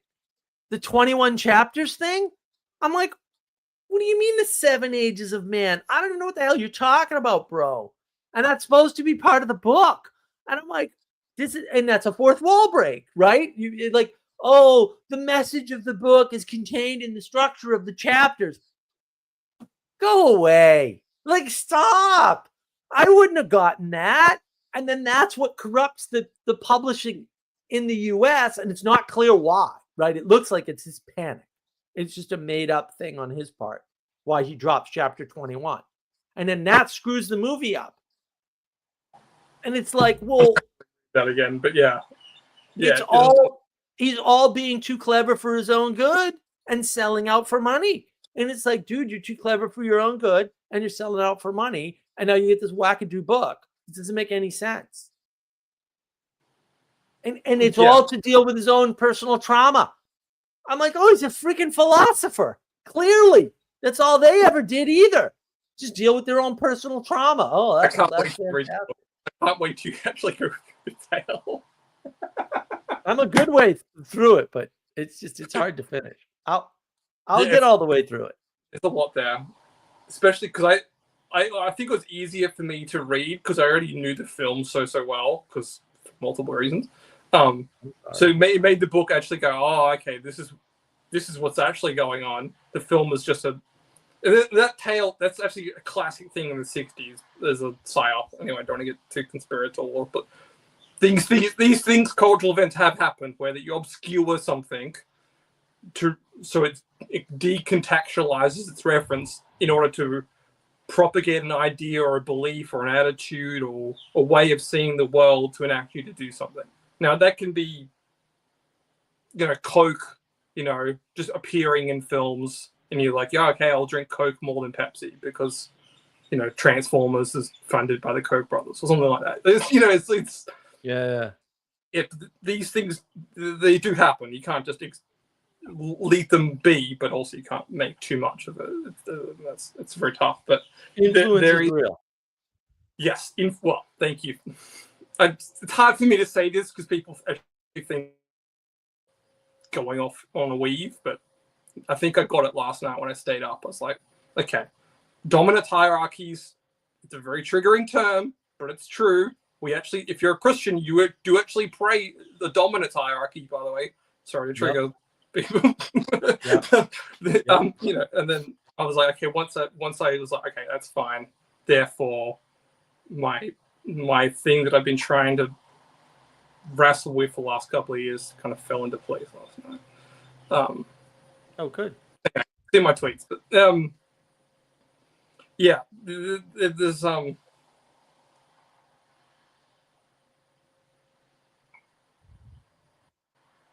if there's anything I'm learning right now is be aware of learning information outside of a context. Like the things that you're receiving, you need to receive it in an already established context. And it's a very, very hard thing to do if you're learning a new subject, to kind of go into it blind, because then it's blind leading the blind more than likely. So, yeah. I don't know how to solve that problem. Yeah. Know where your info is coming from, and pick good teachers, and don't do it on your own because you won't. Good lecturers is not the same thing, and that's why I don't like the Peterson Academy thing. I mean, when he said that in that talk with Vervaeke, I nearly just died.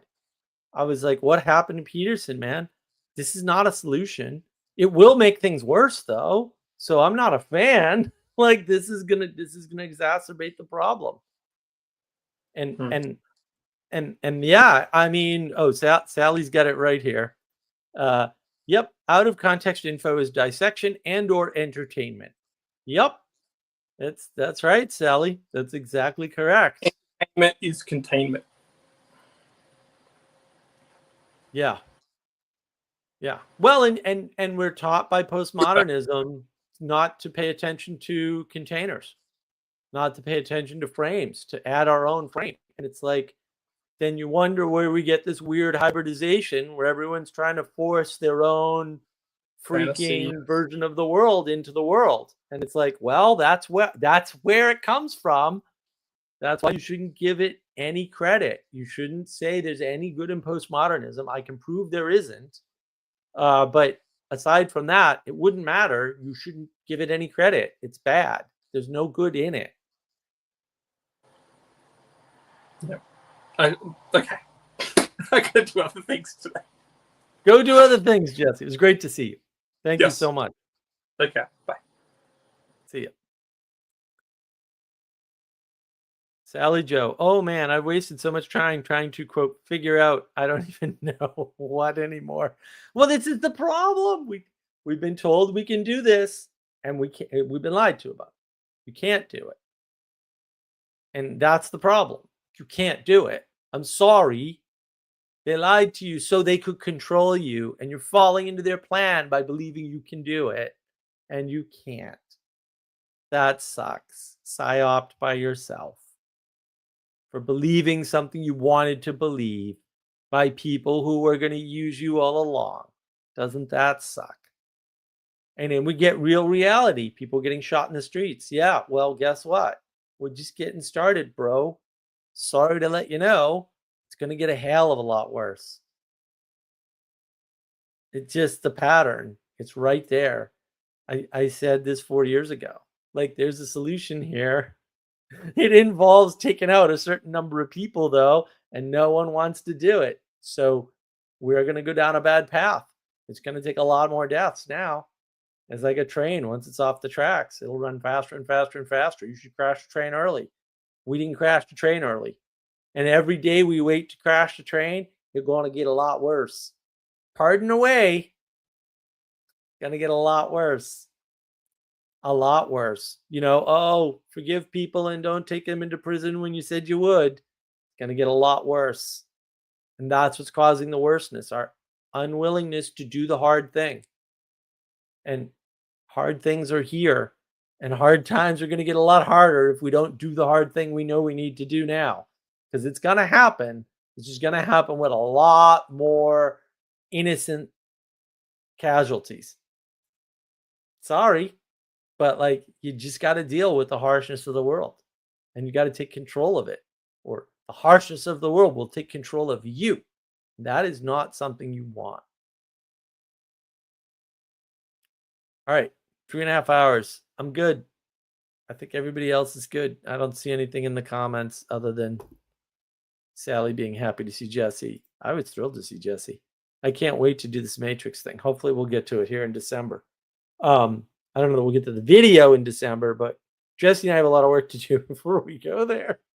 And then what we're thinking of doing, I think you mentioned this before, right, is doing a private thing if people really want to dive deep. Maybe not even into just the Matrix itself, but like into the larger picture of how media influences you and what that means. Because that's a horrifying idea with horrifying implications. And if you haven't been following Jesse on Twitter, yeah, he's got a wonderful Twitter feed. If you follow me on Twitter, you'll see some of Jesse's stuff. I responded to it today. Looking for more conversations like Rachel Fulton Brown. I'm hoping I can get some more. Of course, I'll do another with her next year for sure. She's all in. She seemed really thrilled about the combo we had. So that was good. We'll have another one. I'll get some summaries from AI and stuff. Hopefully I'll be able to sit down. Hopefully I won't get sick again.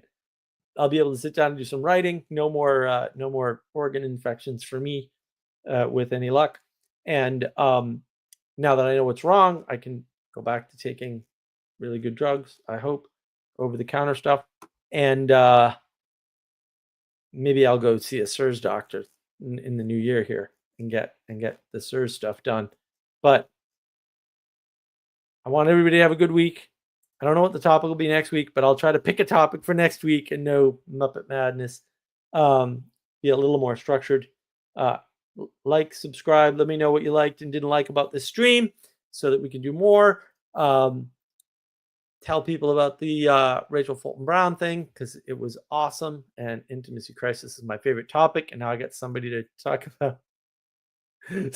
to about it. So that'll go well. I like the fact that she started out her creds with "I'm a 60-year-old woman." I'm like, yes, those are the credentials we need to hear.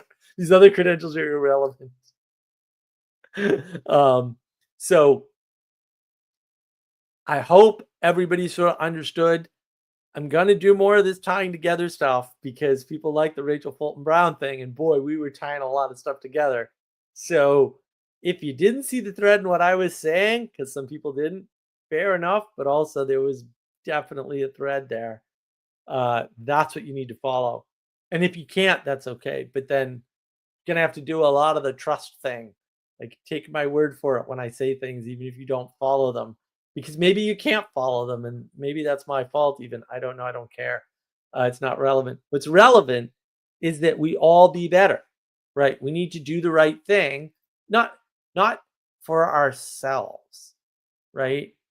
For the world, because the world needs you to be better. And that's just going to take a lot of work from everybody.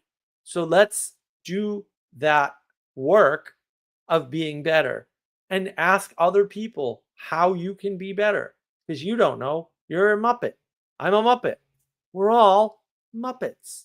It's okay. We can get through this together. That's the whole point.